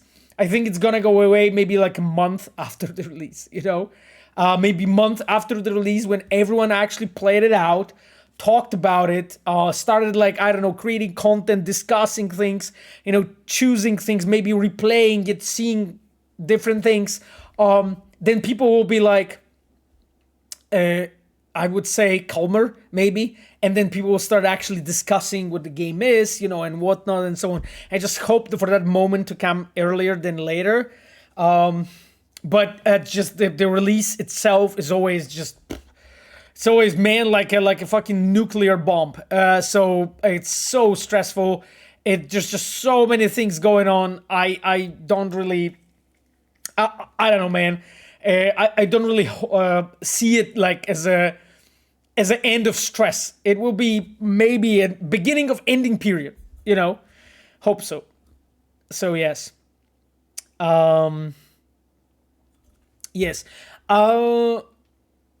Uranium Bullet said, why remove armor rating from clothing? Those seems like that made losing clothing less rewarding.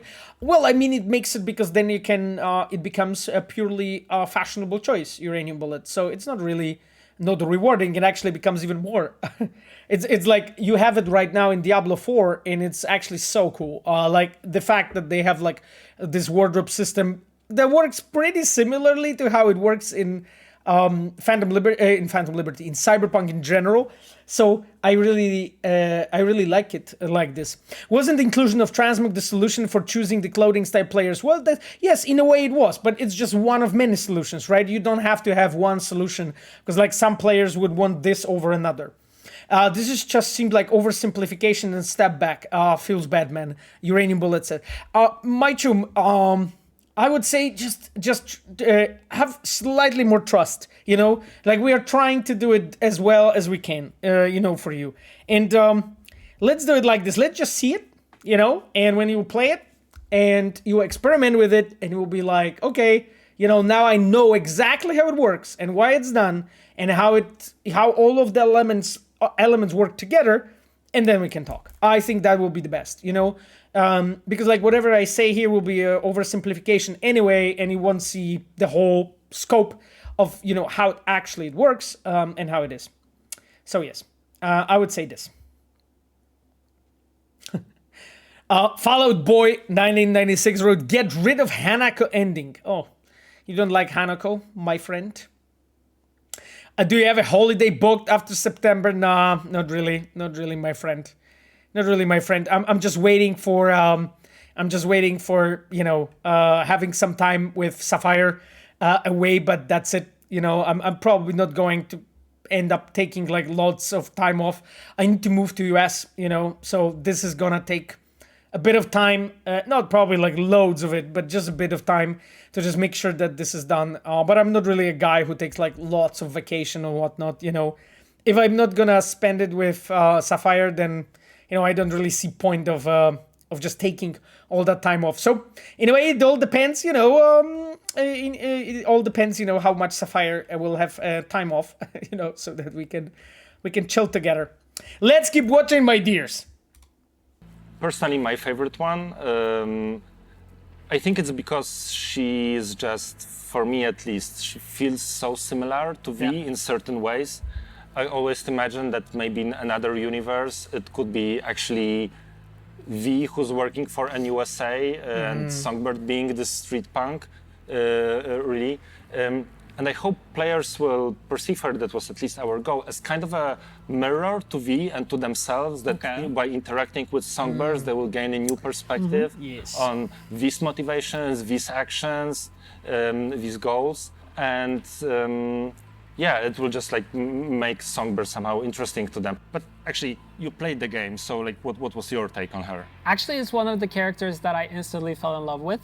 But I also see that she might be a character that some players might not enjoy, because she also has a lot of layers to her, and the motivations and what she does, and also how she's kind of interacting with V can be seen as helping or maybe not exactly. I don't want to spoil anything.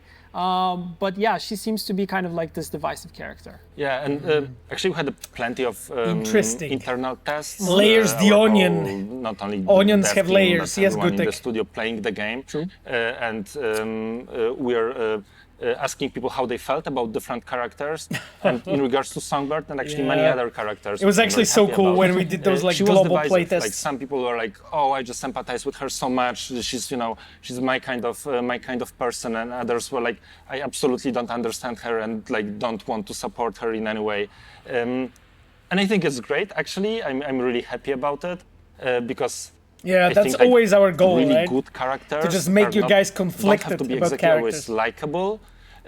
You have to be able to understand them and empathize with them. You don't have to like them. And it's just like with real people, right? It's not like everyone likes everyone. We are different. And this is where the magic is, I think, of like being real.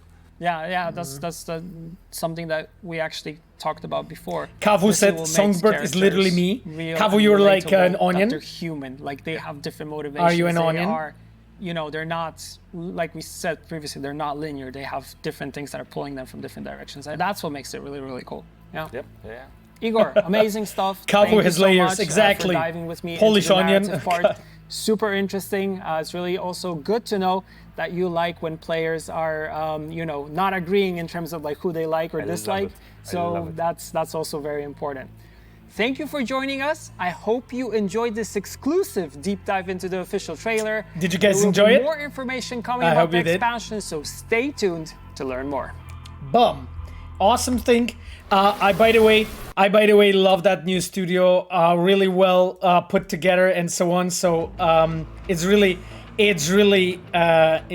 cool, how the place looks like, and the fact it was like built completely like this, I love it, So Sam asks, Pavel, please answer if you can. Night City to Dogtown, seamless transition loading screen, seamless, my chum. Seamless. We spoke about it. So it just becomes a part of a like just global map, sort of. So yeah, it's all seamless, my friend. All seamless, my friend. It's actually really nice. It's pretty much like you could compare it to like Hearts of Stone, the way it's done, which basically Hearts of Stone just enlarged the map of the playtime. So yeah, so that's basically what it is. No worries, Sam. Sorry, I didn't see your question before. Like, I'm trying to, you know, go through that chat, but it's really like it's really like a forest, you know, when I'm just dodging questions sometimes. Well, dodging by saying that I can talk about it, in trying to answer as much as I can, and trying to read everything. So, yes. Studio is so beautiful. NC57 said, yeah, I mean, it's awesome. We had our artists, you know, sort of like design it, decorate it, and so on. It's really cool because like what is there in that studio like sort of matches the storytelling of that expansion, and I really like that, you know.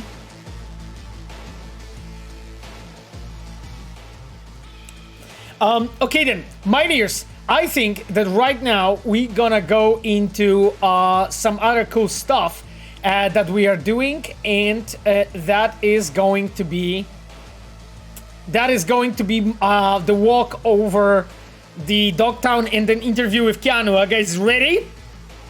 Everyone's ready, chummies? Because this is an actual outside of trailer, of course, actual footage from the Phantom Liberty. So you can see, you know, glimpse in the expansion, which is nice. Stealth Spiller with Keanu, let's go. Oh, by the way, my dears, I wanted to say something. Despina, I'm so proud of you. For, you know, this whole trip and everything you did, presenting the game, talking to the journalists, fucking awesome job, you know? Really awesome job. I know it was tough as fuck at some points, you know, I know it was. And it was difficult and painful, but I'm proud of you. Happy tears. Yeah. So, that being said, my dears, let's do it.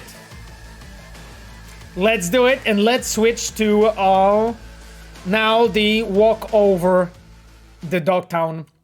And I think it's this one. This is the video that I think I'll play it from a GameSpot YouTube. This was revealed during the Xbox extended look. I don't know if everyone watched it, so that's why we're gonna watch it now. You'll probably recognize this dude, I assume. Hello everyone, I'm really excited to welcome you to this exclusive Xbox tour over Black Market, one of the locations in Dogtown that you are going to be able to explore in Cyberpunk 2077 Phantom Liberty.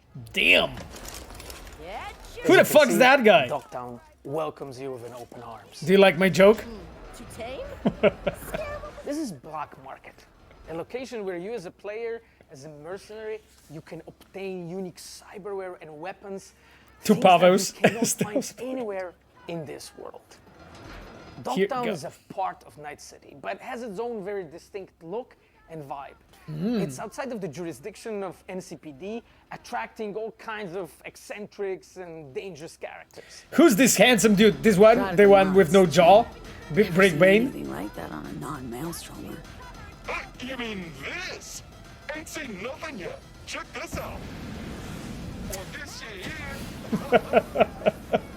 We have put a lot of work into making the world. This guy is actually pretty funny. Secrets to find, Easter eggs, make this place feel more vibrant and more believable. Maintenance accessories and... But what's inescapable in Dogtown is Kurt Hansen. Kurt is a leader of BARGHEST militia. You like those fire elbows? Glass You look so young here. Yeah, that was before I actually turned 38, you know. That's the reason. In Dogtown, I keep your business safe as long as you abide by my rules. A really nice guy, as you can see. Right, Kurt Hansen. Also is a place where you can find new illegal weapons and goods. They are some of the most powerful items in the world, but are often much more dangerous to use. A new cyberware capacity system, Spooky Pavo. which leads you to What do you push mean? your body to the limit and gives you new abilities to deliver more thrilling gameplay experiences. Like Sapphire Road, you don't or look a the day ability over to 37. Oh, see that's the enemies great. through the That's walls, great. or change your appearance to You age well, use the Chum. food. Yeah, right. BARGHEST is Thanks, the I authorities guess. of Dogtown. Younger And they are brother more Pavo, dangerous than exactly. NCPD. When you as a player commit crimes in Dogtown, they are the guys who are going to chase you.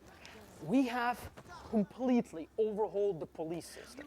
Xbox performance mode looks better. It usually has a hit to graphics. Yeah, I mean both consoles actually look to deliver you really more solid. deeper Really and solid. meaningful experience, and I really cannot wait for you to find out more this September. See you in Dogtown. Damn! Chumies, what is it? Okay, so everyone asked me at some point about the release date. Hey, you know, did you guys register? You know, the release date? Hey, you know, we Pavo. Thank you, Sapphire. You know, did you guys register the release date? I don't know. Are you guys happy with that date or unhappy? I already booked my holiday leave. Basha wrote, oh, that's cool. That's cool, Basha. That would be nice. But yeah, probably it will be an absolute madness around that date. So I'm not going to book any holiday around that specific date. Because it's going to be... The Spina wrote, 9th day of 26th month. Got it. Yeah, exactly. It's very, very, very obvious. Very obvious, as I say. Machiavelli said, I'm going to annual leave that month because of Phantom Liberty and Starfield. Interesting. Vincent Virtua said, I heard the police system is overhauled in base game. Yep, I mean, we spoke about it with multiple different journalists. So my chums, you know all of that. I think Gabe was also talking about it officially before.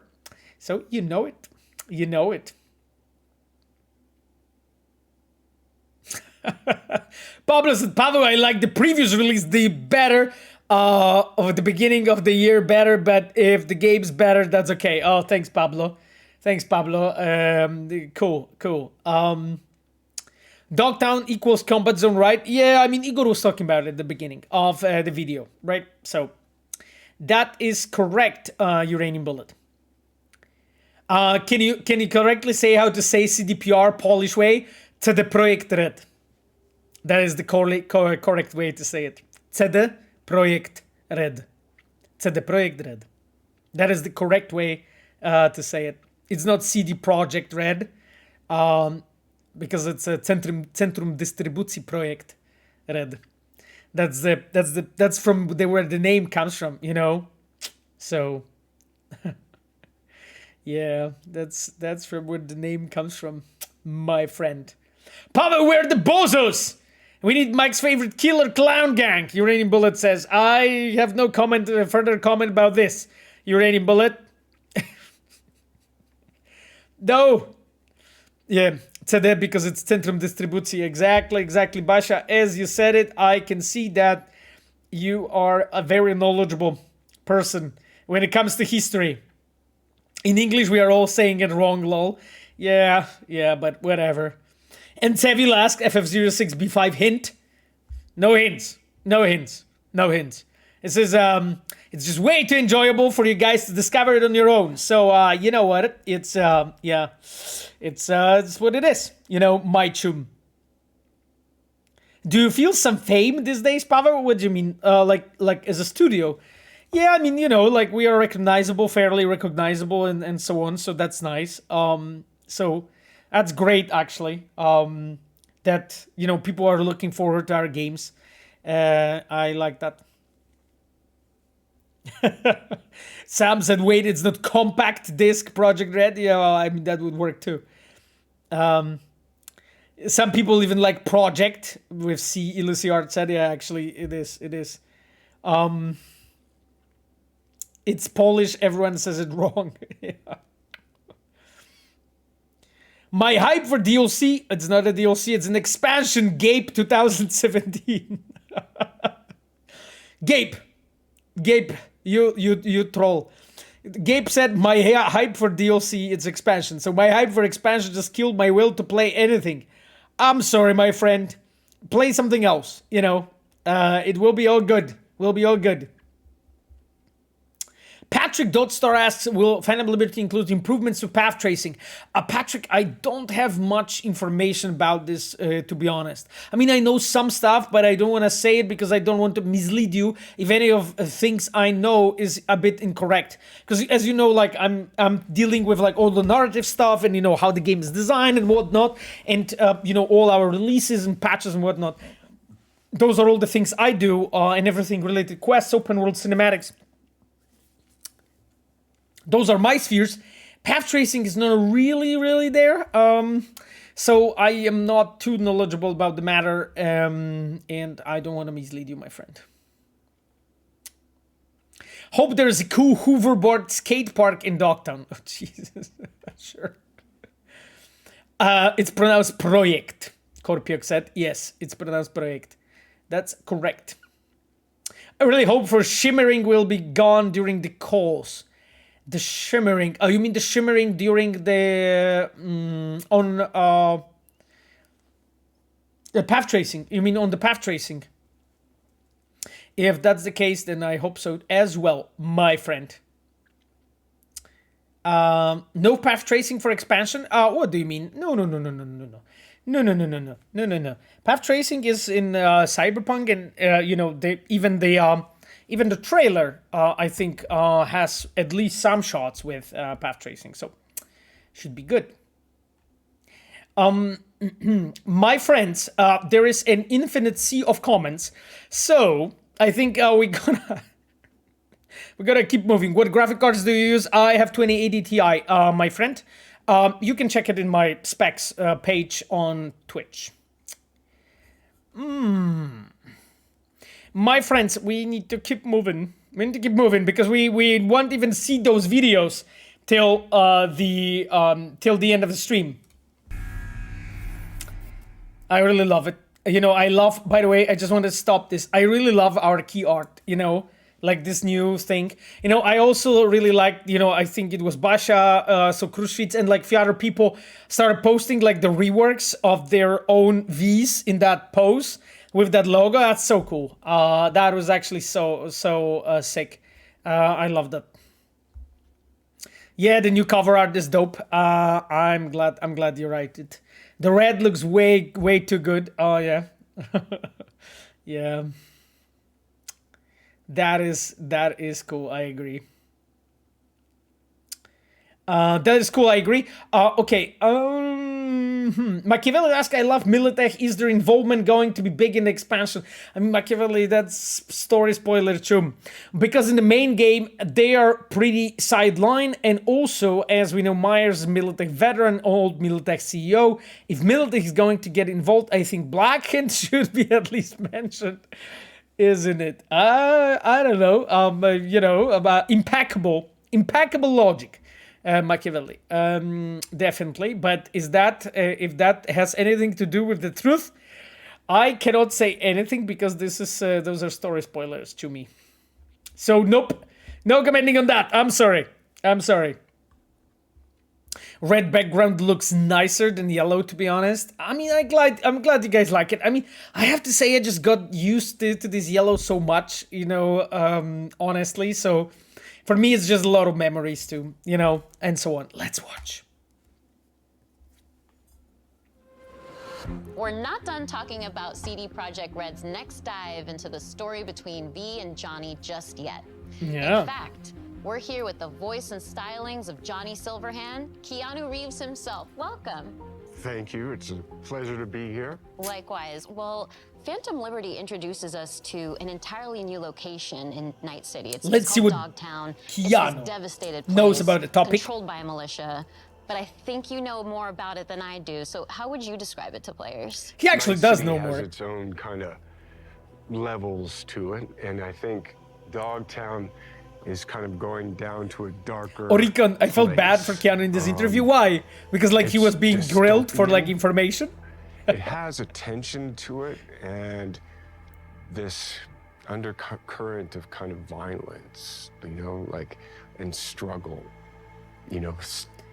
Can I swear? Yeah. Shit's gone down. Yeah.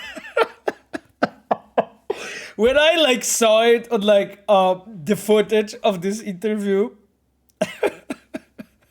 And I saw him ask, can I swear? And I was like, holy fuck, he's gonna like drop some like blasphemy to the extent that we're gonna be like fucking banned from YouTube and all the videos gonna be removed. And then he goes like, shit's gone down in Dogtown. He's the best. He's the best. It was actually so charming. You can see that he's laughing to himself, you know? Like, you can see how when I, like, frame stopped him exactly. Yeah, revolver, psia kość. Exactly. It's like, it's so funny, actually. Can I swear? Yes. Shit's gone down. And you're like, okay, Keanu, just hold your horses, man. Hold your horses, because we have to be using, sacred water to purify the stream after this insanity and blasphemy that you have used. And anyway, it was so funny, actually, when I saw it. In Dogtown. Oh, I like that tagline. Yeah, and it's just, I mean, hopefully it'll be fun for people. I think Tina was expecting like some serious like F-bomb there, It's hard at to least. believe that there's an underbelly to the underbelly that is Night City, right? Yes, Yeah, I'm a little scared, but in a good way. No, it's a good way. I mean, we're all kind of we're all moths to the flame, aren't we? And there's a lot of... I actually quite like his comparison, that we're all moths drawn to the flame, Yeah, V's a survivor. Exactly. Oh, yeah. And we just saw a tour of Dogtown. Music in the background, yeah, you like it, that, Machiavelli? That's good, and good. we can see what the environment is like. People are getting beat up. It's not good. Composers have been cooking, you know what I mean? It's the friendliest place to be. You gotta be prepared for it, truly. Yeah. But in our tour, we also hear a recording from a Colonel Kurt Hansen. Who's this guy? Because he seems pretty dangerous, too. Yeah, that guy. No, I'm sorry, I can't say that. My inner Johnny came out. I think it's good. We know the tone now. Yeah. My inner Johnny came out. Military too. I love when he does it. Power hungry, manipulative, and Johnny doesn't like him. I could see. I actually, what I really like you can see also like from this video, you can also see like sort of how to say it, like Keanu growing in a way like as an actor to kind of like him growing more as this character as Silverhand. And again, I don't want to spoil anything, but hopefully you'll see what I mean. It's a very interesting process to observe, when you just see the actor who's like in time getting more of like really understands the character better, I would say, that he's playing. It's interesting, and the fact that when he said like, like me inner Johnny came out, when he just wanted to talk about Hansen. So it's pretty cool. It's pretty cool. I like that. I like that about him.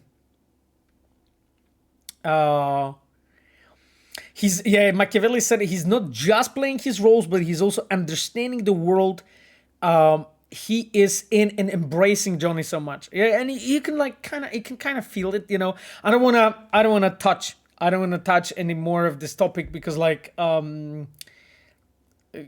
to turn it into news article of what I said, but I really enjoyed. I really enjoy him. I think him in Phantom Liberty, and hopefully you're gonna see it too, and you will see what I mean when you play it. See that. Night City in general is the kind of place that breeds that kind of character. Yeah. Let's take a step back. Let's talk about Johnny as a person instead of this horrible person known as Colonel Kurt Hansen. I don't know about this guy, but people like Johnny, and I think it's interesting because we know him to be opinionated. He's radical. We've seen that in Cyberpunk 2077 in the Man campaign, but as we get to know him, he's got a sensitive side too. He can actually be quite caring. That's what makes it so much fun. He is outspoken. He's a little grumpy. And he has a right to be. He's been used, he's been abused, he's been abandoned. And I think that through that kind of hardness of his outside, there is a vulnerability to him. And I think what's great about it is I get to play that character in so many different ways, and so the range of it is cool. And especially for the player, you get to see these moments in flashbacks. You start to understand he's a product of his upbringing, truly. Yeah, I mean, it's just I love when Keanu like speaks about him, you know, because like I feel like he understands the character really well, you know, or quite well, I would say. Would I was shook spread?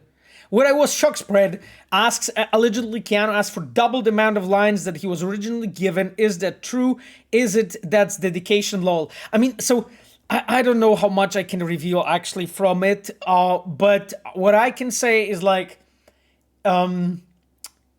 yeah, I think like maybe hopefully we'll be able to talk about it more about it after the release, you know, and so on, because I don't want to turn this into like a huge fucking, you know, clickbait news or whatever. But he is like, he was really into this. I would say this. He was really into this, you know, and he enjoyed it. Like, the thing is, like, how many times you guys see Hollywood actors of this caliber just sit down on an interview and just, you know, talk about the game, or even like just, you know, the video that he recorded when he like introduced the trailer, you know, which one? The one when he spoke about it. We actually didn't see that video yet together. I should do it. I should actually play it with you guys. So like, you don't really often see the actors of that caliber just do those things, right? Like, that's rare, or even I would say it doesn't happen. I don't remember any other case, but I don't want to say it doesn't happen because maybe it did happen and I missed it. But normally you just don't have it, you know? So yeah, but anyway, I don't want to go more into that topic, which probably I shouldn't, but just wanted to say that he fucking likes it. He likes it. Like, he really likes it, which is awesome, to be honest. Please invite him on a stream, Vishtia Verena wrote. Yeah, that would be something. You know, I would have like, you know, Gabe and then Idris and then Keanu, you know, 3 of us. And I just like start my own like tiny stream and, you know, they join. That would be something. I expect that would have very interesting results. So the Speeda wrote, please invite me too, I can serve drinks. You're one of the devs. You're one of the devs, the Speeda. But I appreciate how humble you are. It would blow up, lol. Yeah, it would blow up fucking Twitch. So probably. So no, better not do it. Better not do it. Let's do it. Zibok wrote. I mean, no. I don't wanna be that popular. You know, I'm fine with just being a game dev. You know what I mean? I'm fine with just being a game dev. Okay, it's fun. It's fun, but yeah. Anyway. Blazek says, is the update releasing the same day as the expansion, 25th of September? My tomb, we didn't talk about it yet. You know, there was like no official information about this yet, so I won't answer. Sorry, I won't answer this question right now. Like, we gonna hopefully be talking much more about this, my friends, as we move towards the release or whatnot. So you will know everything. I don't think that was, you know, that was ever discussed or released in any way. So it's just under NDA, you know, I can talk about it. That's it. Blazek said, oh, no worries, my friend. No worries. I'm trying to answer what I can.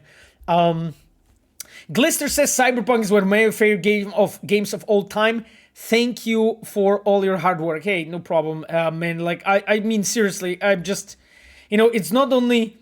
It's a work of the whole team. You know, there's just so many fucking people that really put heart into this, and so that you guys and all of us actually can have something that we can enjoy. And I really hope you find it worth your time. You know, I'll say it like that.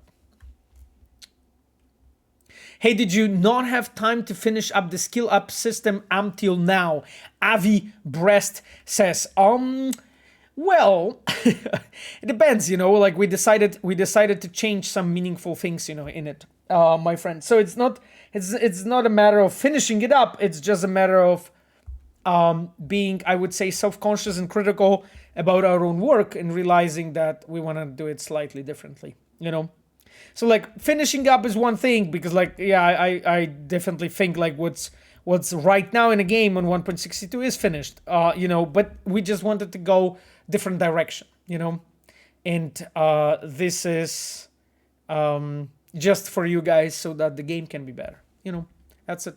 That's really the whole mystery. Yes, that's everything. That's really it. God, Adrelic asks, considering the update on specific requirements, it will be still possible to alter specs which we are able to run the game on high settings previously to continue running the game on the same settings. Oh God, my friend, this is so specific. Like, I would say, no, this is so specific that I shouldn't probably answer it, because like the thing is that I just simply don't know. It really depends on the specific setup you have. Because I can totally imagine cases when it's true and when it's not. And the thing is, if I give you definitive answer, you guys will think, hey, but he said it. And in that case, it's just really so specific, because PCs can have so many different specs. And that one of your things, or two or three, well, depends on your setup, really can be a deal breaker or can really make it work. And it's super difficult for me to tell you in general. Right, like we're optimizing like crazy. Yeah, that's what I can tell you. You know, because we really want to make sure it's as smooth as possible for you, my dears. Okay. I think we should move on with the video. If there are already questions about the RTX 3070, I mean, my friend, hyper mist, that's not my specialty, my chum. I just don't know. Simply, like, you know, I'm a narrative guy. It's way too technical for me to just know, you know. Heaven Violence, thank you so much for the sub, my friend. Wow, 9 months in a row. Holy fuck, you guys are the best. Damn.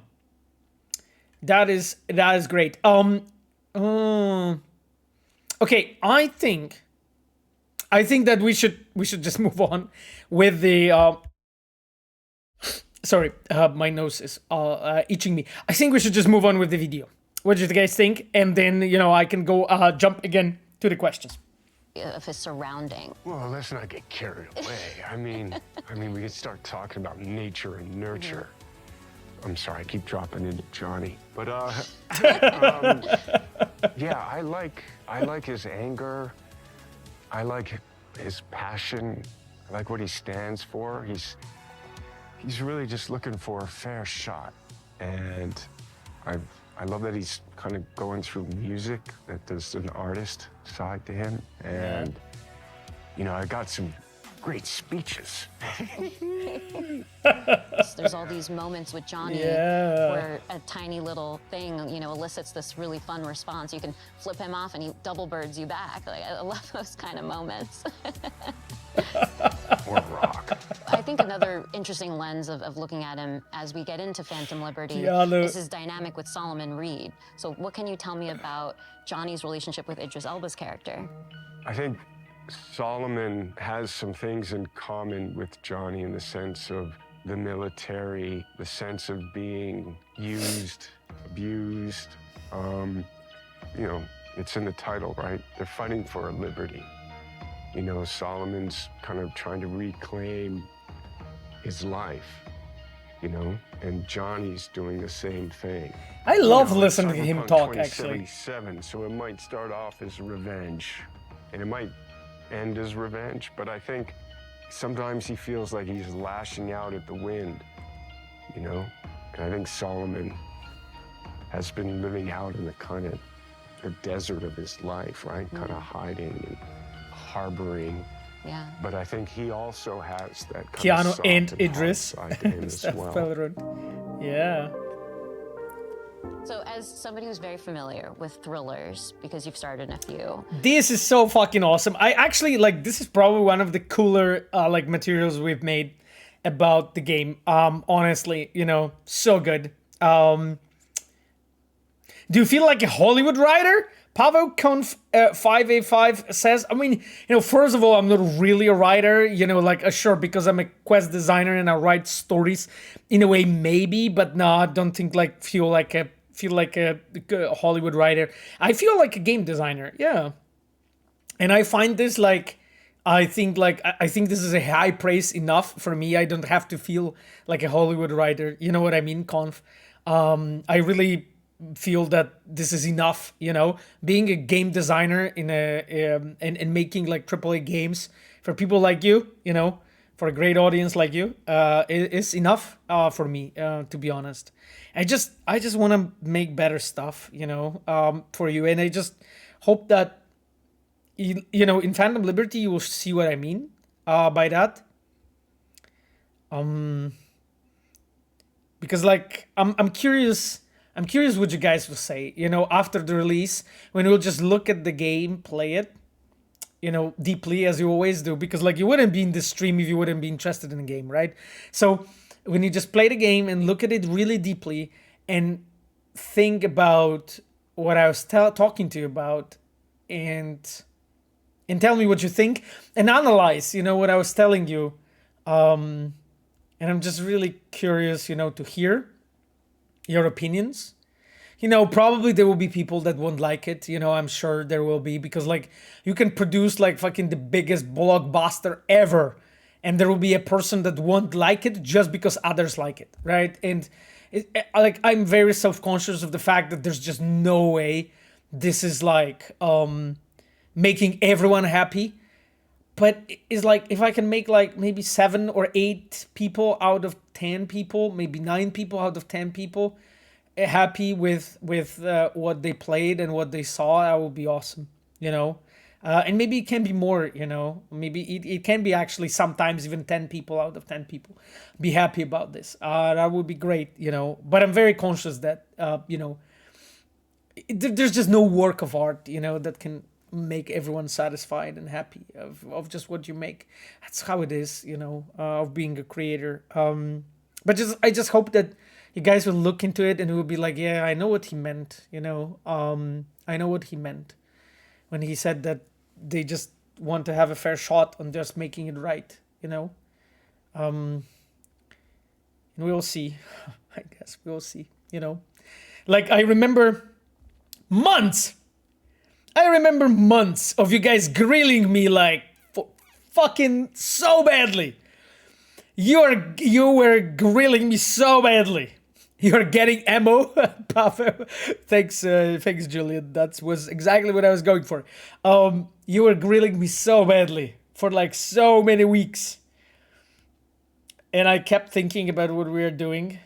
And yeah, I keep still thinking about it, right? Because like you guys saw some stuff, right? Of course, you know, this is nowhere to everything, because there's just, you know, many things that we won't ever tell you before, you know, you play it. You just need to experience it on your own. And I'm just curious, what you will say, you know. Cyber Soda, Pavel, can you make Cyber Soda a drag queen NPC at Lizzie's nightclub? It needs to happen. Okay, Cyber Soda, nice to have you with us in the chat. If you say so. Sidrek said the worry is if Phantom Liberty doesn't have Adam Smasher Lunchbox questline, it's 0 out of 10. Yeah, that's what I meant, you know, saying that, you know, art is not everyone, not for everyone. Yeah. Yes. Domator said Phantom Liberty will beat Witcher 3 95% on Metacritic. Oh, man, I mean, it's those are big shoes to fill. You know, those are big shoes to fill. I mean, the best games in the industry are not getting scores like this nowadays. So, but you know what? I just hope you will be happy. You know, you will think that it was worth waiting for it, and that the games we make are making you excited, and that you're actually having fun, you know, with that, and just getting something out of it. You know, whatever that thing is. Yeah. Machiavelli said The Witcher 3 set the bar too high. I don't know if it set it too high. I think it set it in the way it should set it, you know, because like after a while we fucking made it, right? Like it didn't happen by accident. It didn't happen by luck. You know, it happened because we made it like this. So it's just the times changed. Everything changed. We changed as a people. We changed as a studio. Like everything changed around us. Surroundings changed. You changed as players, So it's just like for us now, it's just a matter of we need to find it again, Because if someone would make Witcher 3 now, it wouldn't be as highly praised as it was in 2015 and then 16 after expansions. It wouldn't. Because everything has changed, since that time. Soon there's gonna be 10 years, right? Since it was released. I'm talking about Witcher 3 right now. And it's like, we just need to find it again. What made it great, exactly, specifically for the circumstances, for the time it was released. And just make it again, And I mean, I'm really quite self-conscious that we're trying to do exactly that, We're trying to do exactly that. And I remember one of the interviews actually with oh God, I always forget his name. This is just so bad. The guy who made the Scoop movie and lots of other like 4 Rooms and so on. Just a really legendary movie director. I forgot. Jesus Christ, his name. I see his face right now. No, not Tarantino Armfell. The one that had the famous line about burger, that like life is terrible, but this is the only place where you can get the good burger. Jesus. Oh, okay. Anyway, maybe it comes to me at some point. But like he said that like you cannot produce like all the only hits after one hit after another. You just try to make it, and sometimes it just doesn't land properly. And it's not really the case of Cyberpunk. Cyberpunk had different issues, the whole release and so on. That wasn't the case of like trouble like landing. It's not because I'm talking about the artistic level. But just sometimes when it even is great on that level, you don't really... Woody Allen. Yeah, it's not Alison Anders. No. It's Woody Allen. Yeah, it's a famous line about burgers from Woody Allen. And yeah, Woody Allen, like, he produced so many fucking movies, right?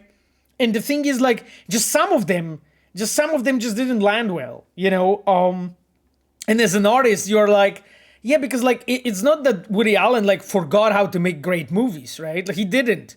Like, he's just the same guy that was making movies all his life. And it just, like, sometimes it just doesn't work, Even with best circumstances and everything. And just sometimes it just does, And I think it's just the case of Witcher 3. And anyway, I think, like, longer we try and more we try, we're gonna hit it again. The level of Witcher 3, and I just hope that Phantom Liberty brings us there, like much closer to what you guys expect from us. That's what I would say. Much closer.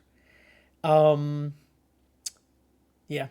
Anyhow, my dears, I think we need to fucking watch this video, right? We need to continue watching because holy hell, I went into a monologue instead of just talking to you. We should really continue.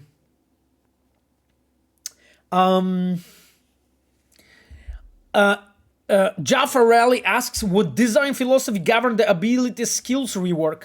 How did this differ from the original design philosophy?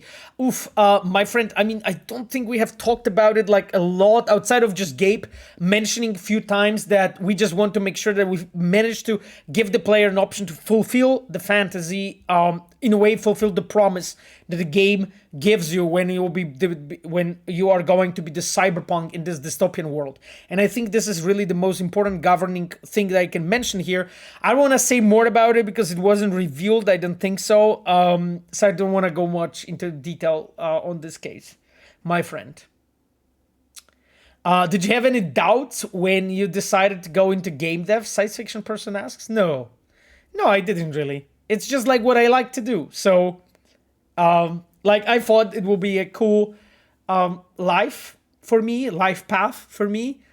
And I really enjoyed it. I was always a gamer. So I just loved it so much that I was like, yeah, I'll just try to make it work and we'll see what happens, What do you think about Phantom Liberty makes for a good spy thriller in particular?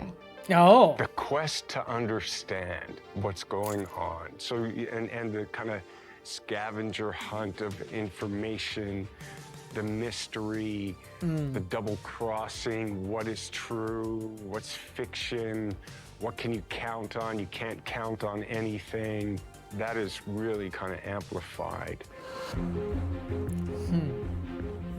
He's good. I'm talking about it without revealing too much. You know what I mean? Well, thank you so much for coming out to another Xbox presentation. You've got a lot of fans out there in the Xbox community, so I think I can speak for all of us in saying we really appreciate you showing up here today. Oh, well, thank you. But before I close things out, Yeah. well, before I close things out, I'd love your help here, Keanu. How do you think Johnny would end this interview right now? It was actually a great question. A lot of ways you could do that. But, Tina, pleasure to meet you. Oh, is that how Johnny would do it? Yeah. Oh, thank you, Johnny. Nice to see you. Such a pleasure to have you here. I thought you were going to kick down the camera or something, so. No, you see, he's respectful.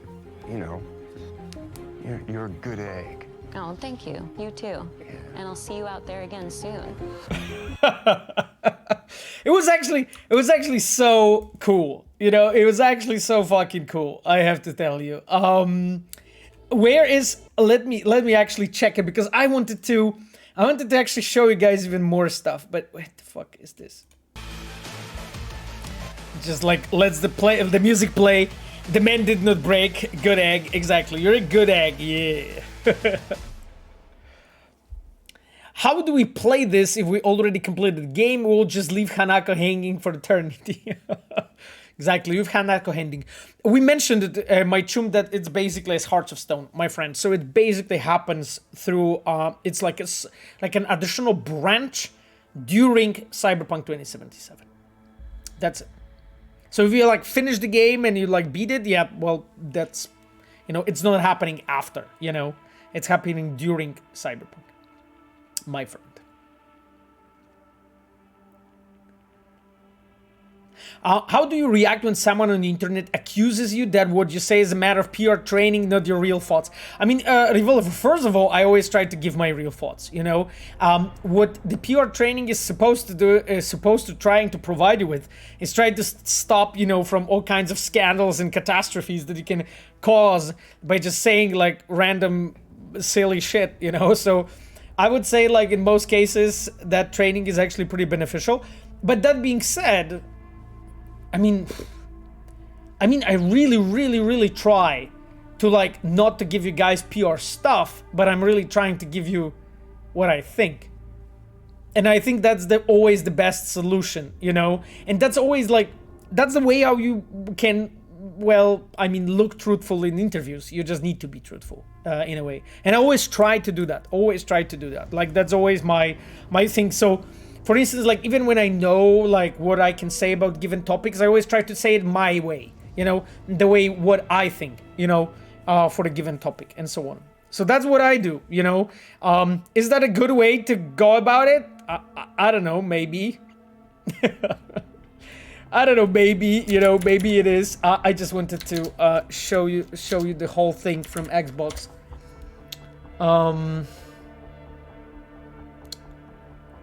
I'm just checking different videos right now because this is the IGN's video. What is this thing? Oh, that's the one. Okay, that's the one. Okay, I like this one too. So we can watch this one as well. Jesus, there's so many. There's like so much, I would say, Phantom Liberty content nowadays that when I like search YouTube, it's like fucking full of it. I get like million hits on YouTube when it comes to like stuff, you know, what we're gonna be talking about. Boom. Do you guys recognize this one? That's Stella. She's awesome, actually. She's one of the presenters of IGN. I was actually really happy to meet her in person, finally. I think I've met her in person before at some point, years ago, but I wasn't sure. So it was nice to actually meet her in person, in fact, and know that I actually have met her, you know. I will just jump on it in a second, just looking at the questions. When we'll move to US, my friend, as we ship Phantom Liberty. So we ship Phantom Liberty 26th of September this year, and afterwards, somewhat afterwards, soon after, that's the plan, I'm going to be doing that. I don't know, like, exact date, yet, but it's gonna be somewhere around there, you know. You spoil poor Gabe's joke. Yeah, as well. The Gabe's joke about the edge runner. Yeah, it's a pretty it was a pretty poor joke, that joke, I would say. So yes, exactly. So I'm just not a yes, a poor dad joke.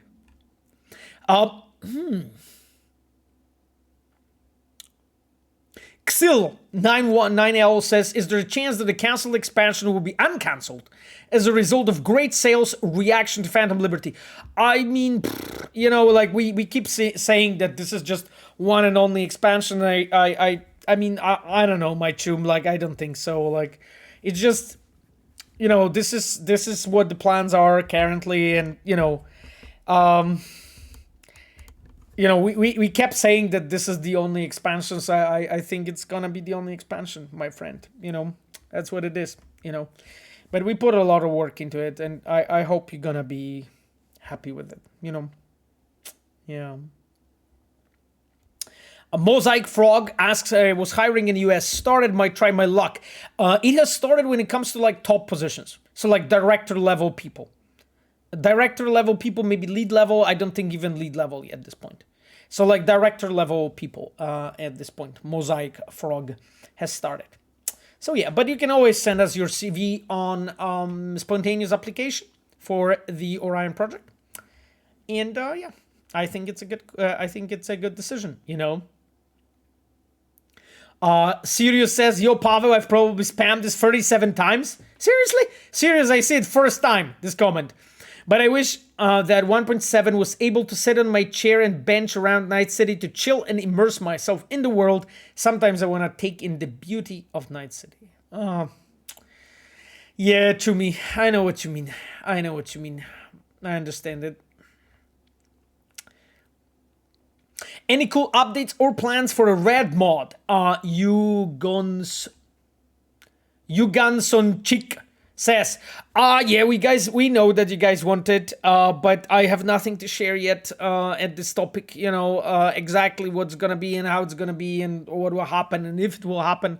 Nothing to add really at this point, my friend. It would be great, but you know, I love modding community. I know people are doing awesome stuff for Cyberpunk, and I wish they you know, I hope they will keep doing that, you know. So yes. Okay, my chums. What's up, everyone? Stella Chung here. Have you been fiending for some more preem Cyberpunk content? Well, look no further because I have Gabe Amatangelo, game director, Paolo Sasco, quest director, here with me today to answer all of our questions about Cyberpunk 2077's upcoming DLC, Phantom Liberty. I probably Welcome to IGN Summer of Gaming. In the same shirt. Hello, great to be here, actually. Yeah, I saw you guys checking out our toys and everything. I'm so surrounded by fellow nerds. I'm so hinged. I'm so hinged. We'll get you a V statue. Paolo Sasco. Okay, so I'm just gonna dive right in. So this is obviously a spy thriller. So are we gonna get any noir-esque sequences? Of course. BARGHEST, it's a cyberpunk BARGHEST spy thriller, right? So noir is definitely at the heart, and we've got within the spy portion of it, you're gonna have some of the tropes, if you will, that you get to emerge in, and we're going to go without spoilers here, but things that you could imagine, you get to kind of I had 4 of them in this, but it might be the same. I watched inspirations we had because, like, quite early when we were discussing about like Phantom Liberty, there was an idea of like, you know, go. I am so annoying. Like, seriously, Gabe was talking, he got this, and then I have this, like, you know, vein of like, no, I need to fucking talk about this. Now is my chance, and then I just go in, and I'm like, just shut the fuck up. Just let the game director going talk. With that like, spy why the fuck vibe, and I remember like one of us, I don't know who that was thrown the Tinker Tailor Soldier Spy movie as an inspiration. Then the Bridge of Spies came in, and then also Bond movies, and you know, like and even like Ocean's 11. So like actually a dab of Bourne Identity. A dab of Bourne, yeah. So like actually the Phantom Liberty takes you to that trip from like really, you know, dense atmosphere that you have in those you both are great. I mean, movies you know, like both Stella and like Gabe and like whatever, most people watching are like native speakers, right? I'm speaking in, you know, not my native language. So It's just, oh yeah, that's a perfect shot. Actually, I stopped that, by the way. Yeah, but anyway, I tried not to be I tried not to be an embarrassment, you know. Look how Pavel's shirt and shoes match. Oh yeah, the speed that things. Movies when you feel like a Bond at some moments and really heavy action sequences. So all of that is there. So did you include like a special Bond-esque weapon then? Yes, but I'm trying to skirt around. I mean, there's everything you can imagine. Like, let's put it that way. Let's put it that way. And we were really excited about this because it allowed us to put V in a situation with kind of a new kind of category of characters, if you will, from the president to, of course, sleeper agents to other mysterious characters. And then we have Kurt Hansen, who's like a sort of a and you have here some footage, kind of taking over of Dogtown. All the intrigue there. Stuff. But as you get into the narrative and as you explore it, you also see that they're all human in a way. And that was part of the fun of saying this new kind of category of characters. I need to go more like on Reddit and just see basically how people like analyzed everything, because there's so much stuff. Like I see so much stuff and I'm actually curious if you guys see it too, you know? So I just need to check Reddit and see basically what people analyzed and what they saw. You know, Badass V, exactly. That's a beer belly, Chum. You're talking about me, Fallout Boy? No, I mean, I don't drink alcohol, my friend. So that's not a beer belly. It's like, if it's anything, it's a pandemic belly, my friend, you know? Machiavelli said our Cyberpunk is closed nowadays, but we are going back. We are in a protest nowadays. Oh, yeah. I saw that, Machiavelli, actually. I saw it. Yeah, you know, in regards of Reddit. But yeah, you know, I hope that we will... I hope that, you know, I will be able to read about your guys' like, you know, analyses and all that shit. Like it's so awesome. Pierogi Stash, Furious for Bull Road. Yeah, I guess Pierogi Stash as well. Like I'm not maybe like a huge fan of pierogi. I mean, I had pierogi I think a bunch of times during the pandemic, but not this much. So will Boston and Vancouver be working on Cyberpunk together? A science fiction person says, yeah, I mean, we said it officially at some point, that like Vancouver, Boston, and also some Warsaw people will be working on the Orion. I wish I had a Cyberware belly. Oh, god damn it. Pavel Belly DLC, Jesus Christ. Let's not even talk about that. That DLC, that belly DLC. But still that rich complexity of the characters. Awesome. Okay, so you touched on Dogtown, so I'm very curious about this new area. What can you tell us about this new area? It was actually so interesting. So I remember, like, because when we were shooting this, right, like it was really cool because we walked in the studio, right? We sat on those couches and we just like shot it in one go. Like there was no repeats, no corrections, no retakes, no cuts. Like we just took like whole thing in like one take, and they were like, "Yeah, that's it," and we were like, "Okay." So it's like it was like literally like everything you see is actually first take, right? Like it was just nothing was like retaken or anything like this. It was actually quite fun because like it looks like there are some cuts here in between, but I think what they cut is just time in between questions and so on, because maybe there were like seconds missing or so. But like this whole thing was just one take, you know, just sat down, done it, you know. How was it? Cool shoes, Chumba. Nico Belic wrote, thanks, Nico. Thanks, Nico Belic. Yeah, those are bowling shoes, you know, Nico. Joel SV, thank you, my friend, for a prime. Where the couch is comfy. Yeah, they were fine, I guess. They were fine. They were fine, my friend. You know. Moore says there is CP forum. Yes, definitely. I mean, I've been looking at the forum too. You know, it's just like I think like in general you just have like, because I think our Cyberpunk is like 1,100,000 people. I think, right? Machiavelli can correct me, but I think it's like a hair over million. While, you know, forums are not visited by like this many people, you know, so it's like our Cyberpunk's fucking huge, right? And if you want to like gauge the players' sort of perspective broadly, that's probably just the best place, just because of variety of people that you have there, variety of opinions. You know, there are people who absolutely loved the game from the beginning. There are people that hated it.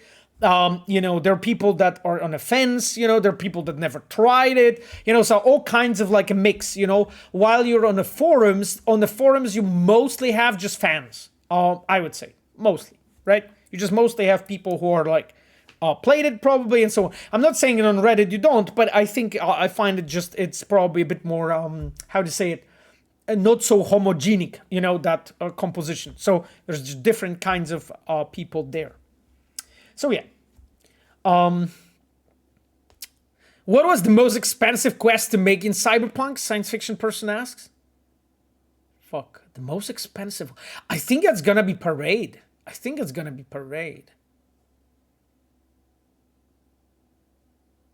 Like the the heist was quite expensive, I would say, because it had a lot of like animations and so on to it. Like a Supreme was also quite expensive just because of the amount of mocap there and so on.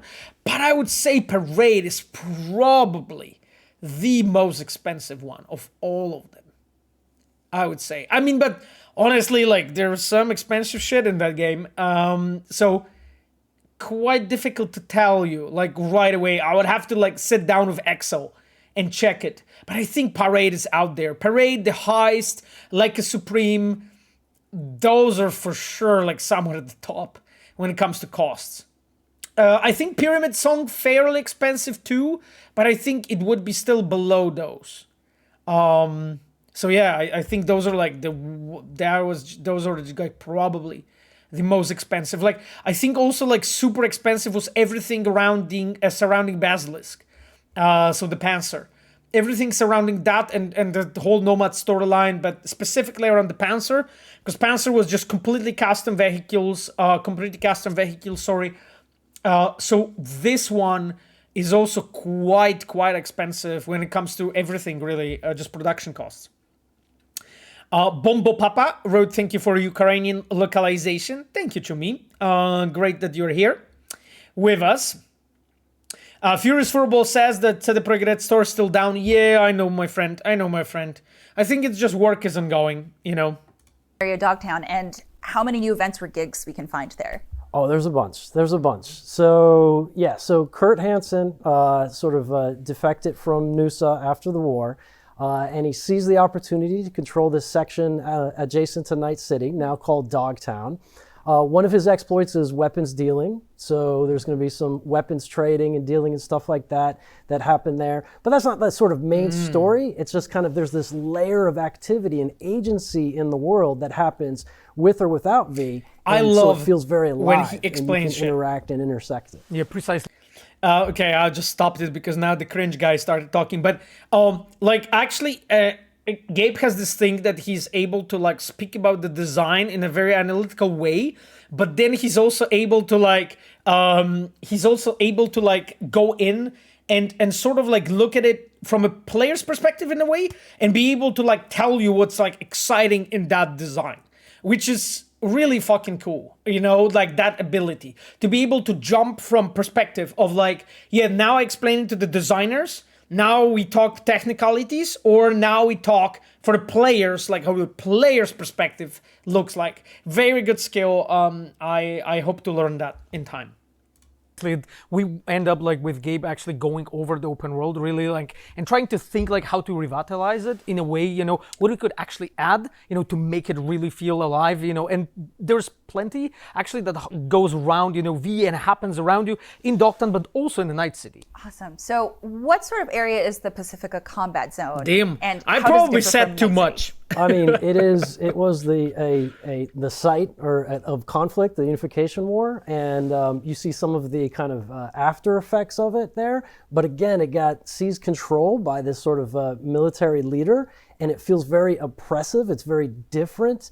BARGHEST, which is the faction that's under Hansen, they'll knock you around if you get out of line, and so you've got to be on edge a little bit. So it has a very different. Did you guys see all that? And we're excited about players exploring Phantom Liberty footage already, like all the things that are here.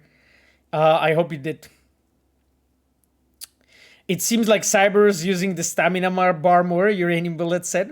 Interesting comment. But yes. I want BARGHEST t-shirt, Machiavelli said. I hope those will be actually in like red gear shop. I have no idea what's the idea there. What are the plans there?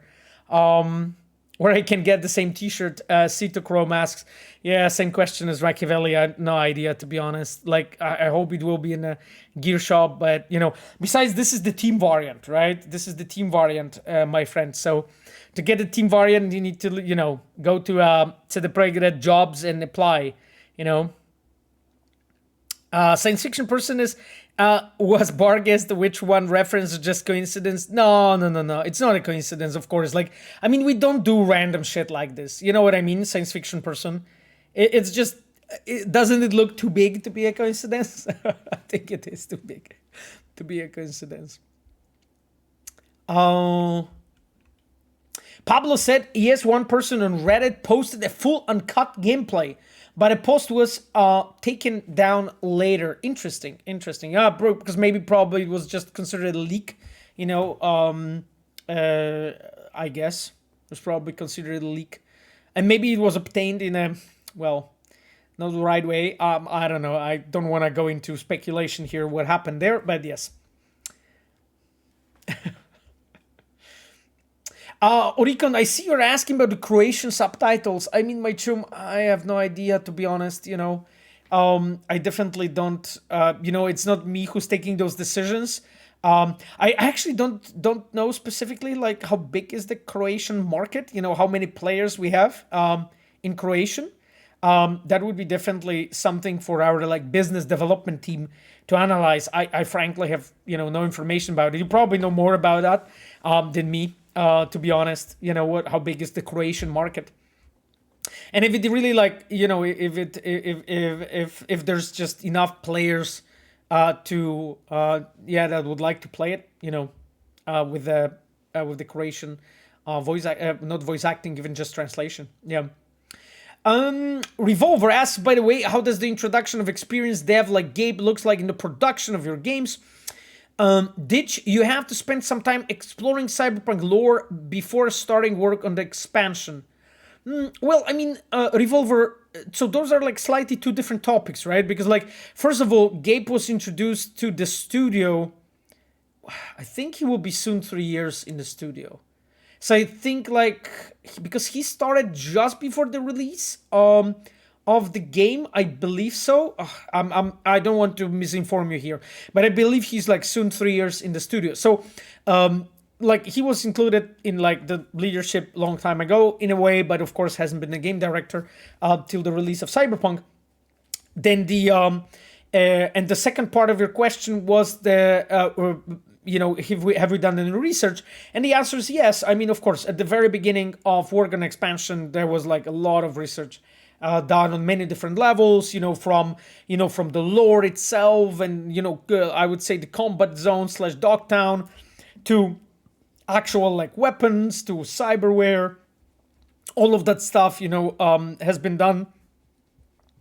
Because, like, we just want to make sure that everything works here, you know, and everything matches well. So in a way, it's a natural process. Like, that has been happening quite a long time, you know, and that's normally always happening throughout, I would say, majority of a concept phase, majority of the time when you're actually writing down the screenplays, the scenarios, drawing the main concept art, all the key art and all that stuff. That is always happening in that time frame, I would say.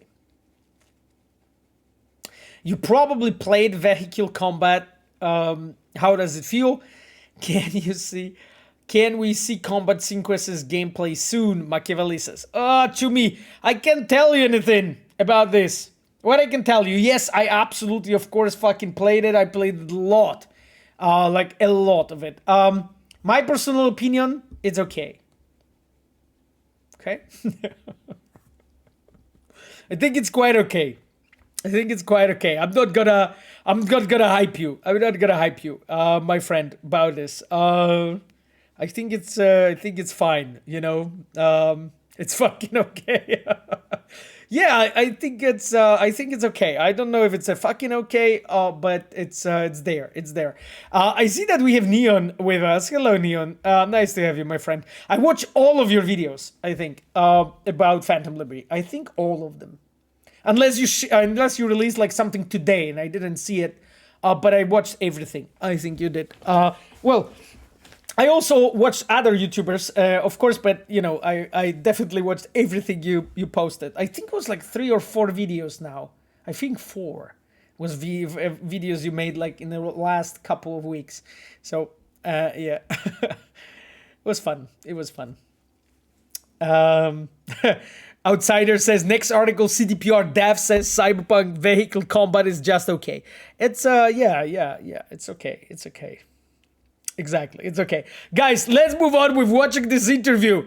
Because, you guys know it's 11 already? Oh, God. I just watched on the clock and I'm like, it's 11. This is just, like, this is just so, I'm so bad. Like, seriously. Fuck.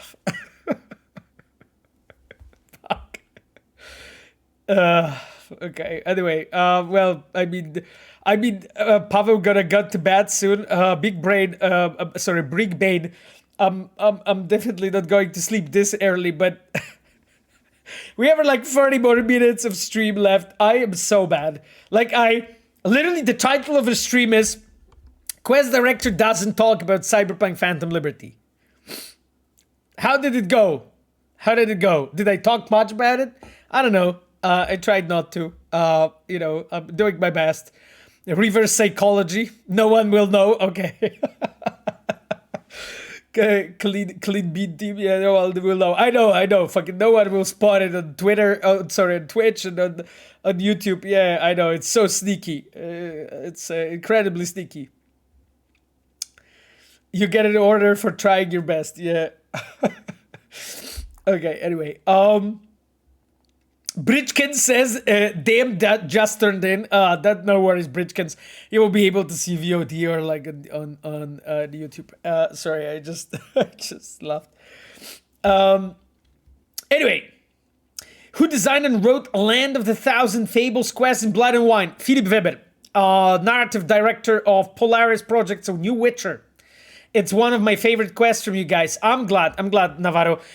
It was actually funny because like, this quest was one of the first actual quests that I gave Philip to do because like I knew him. He was a junior quest designer on The Witcher 3 and I really liked this guy. And I saw a lot of like talent and potential in him and he kept working and adding and just training and doing stuff.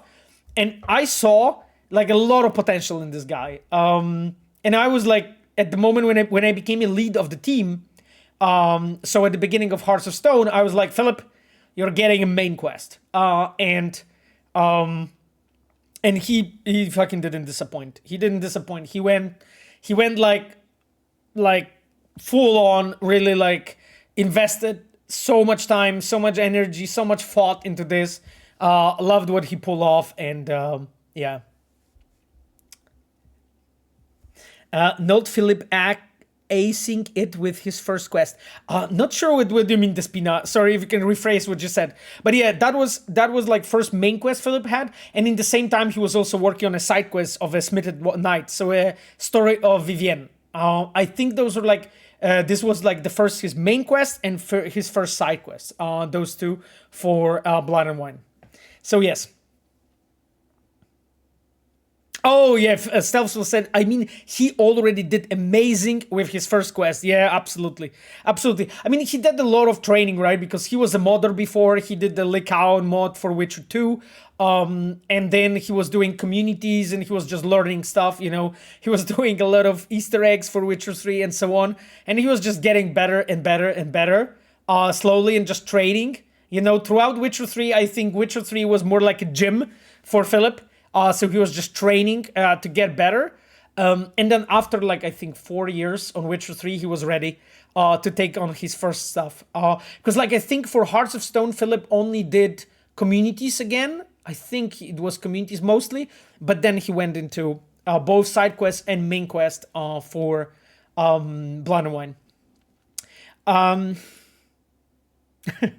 Ahmad asks, can you give us a hint how to solve the mystery of the statue with numbers? I don't know. I think Shraft2K has it. So, I mean, seriously, Shraft2K gets it. So I'm literally useless here.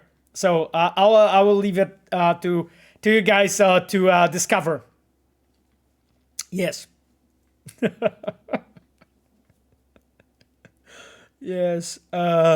Pavel Sasko Goat wrote Patrick Mills blue-balled me with a dream on. This quest was so good. Yeah, but Patrick at that time was already a quest designer for like 12 years? I think 12 years. He was a 12 years quest designer already. Because Patrick started on Neverwinter Nights 2. I think he was in QA / design at that time, if I'm not mistaken. So yeah. He was a very, very experienced dev at the time when he designed the Dream On. It takes time to grow and, deliver greatness and deliver cool shit. It doesn't happen overnight for anyone.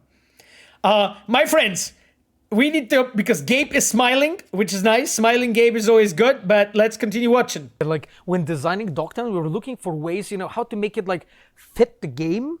Because like you can traverse from Dogtown to Night City without any loading screens. It's just a part of the game. Right? Yeah, just a moment ago, you guys were asking me about it. Yeah, Philipp said cringe, guys. Just still speaking. Well, I mean, I just started, to be honest, but yes, definitely. And just a moment ago, there was a question about that. So, I can say I didn't say it. We watched it on stream. Hey, publicly available video on YouTube. So here you go. Apparently, you can traverse with no loading screens between Dogtown and Night City. Right, so we wanted to make it feel like native to the game, to the Night City itself. But then there was this research, as Gabe said, for this unique vibe. What we can actually do to make it feel different, and I think we found it. You'll see like guard towers, spotlights, very armored gates getting in and out, that kind of stuff. People outside. So yeah, it's a different vibe. Oh, okay. I'm interested. It was actually really important for me, but I won't talk more about this because, I want you guys to discover this. Hello, Pavel from Finland. Michael Bob said, hello, Michael. Nice to have you with us. What are those sick shoes? Babsonovska says, those are just rad shoes, RAAD shoes. I really like the koi fish detail on it, so I got them. Because I was like, they are not like expensive or anything. It's just really normal shoes. But I really like the artsy shoes that they make. So I have two pairs. One pair with blossoming roses, and one pair with like the koi fish. Because I like it how it fits the reds that we have on those shirts, and also like the trousers that I have for the shows. So yes, that's rad. Yeah, that's radical. Yes.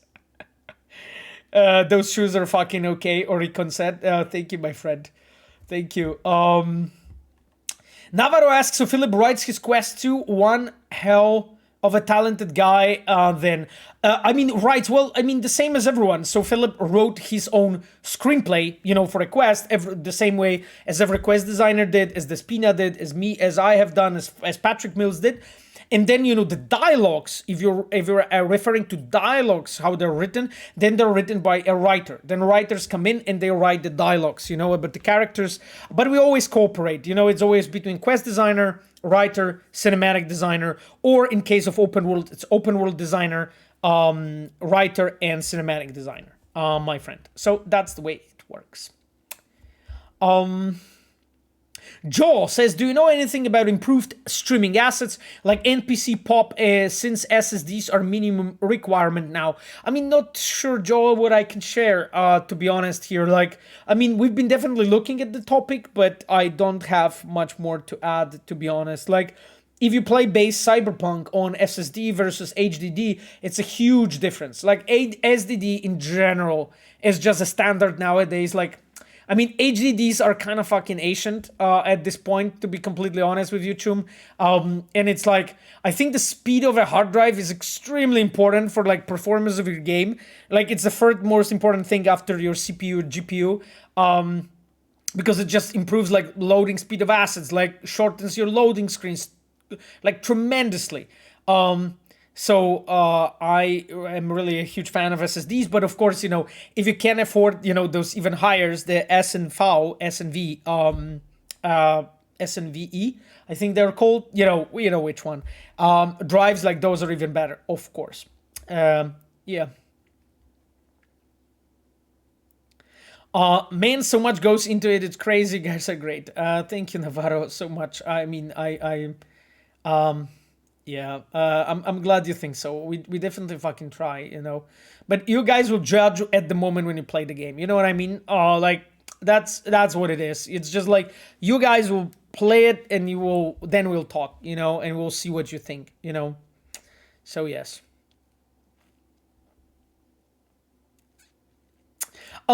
My friends, let's go. Sort of check it out. So we did touch on weapons, and I know you don't want to spoil much, but so I hear there's a new relic system that does power up some of your gear. Yes. So early on, when you meet Songbird, as seen in the trailer, more spoilers. She's a very powerful net runner, and she's able to sort of work through your relic to allow you to empower some of your cyberware, as well as find exploits in other people's cyberware. I didn't say anything. So we offer some new ways to play the game. It's Gabe who said That it. sounds very fun. Should we give examples? Yes. Yeah, let's go into examples. Give examples? Yes. Okay. I encourage Gabe to spoil more revitalized stuff. a lot of the cyberware system. You now can get in a situation where you can sort of just be armor clad with cyberware, so to speak, and just barrel through people, knock them out of the way, pick them up, throw them against trucks and cars and stuff like that, splat. Knock people across the room. You shoot the barrage of rockets, right, from your rocket launcher, because before you had like one, but right now when you upgraded, you have like multiple ones. So it feels great. Like you are just actually really feeling like this, Who's this guy? Cybergeist, Who fucking allowed him to actually running get around Night into that City studio? Being this merc, trying Some to fucking survive. fraud. And our inspiration was basically saying, when you think about the some cyberpunk random genre dude. and you think about cyberware, what are some of the fantasies of how you want to play? And so we really leaned into it with giving characters, or players rather, a bunch This of guy new has a actions, huge passion a for bunch the of new game. ways they can build their character to fulfill these Yeah, fantasies. That's actually I quite like Cyberpunk, I have to admit. I mean, I like Witcher 2, but Witcher as well, because not Witcher 2. I probably like more Witcher 3. But I probably like Cyberpunk more, to be honest.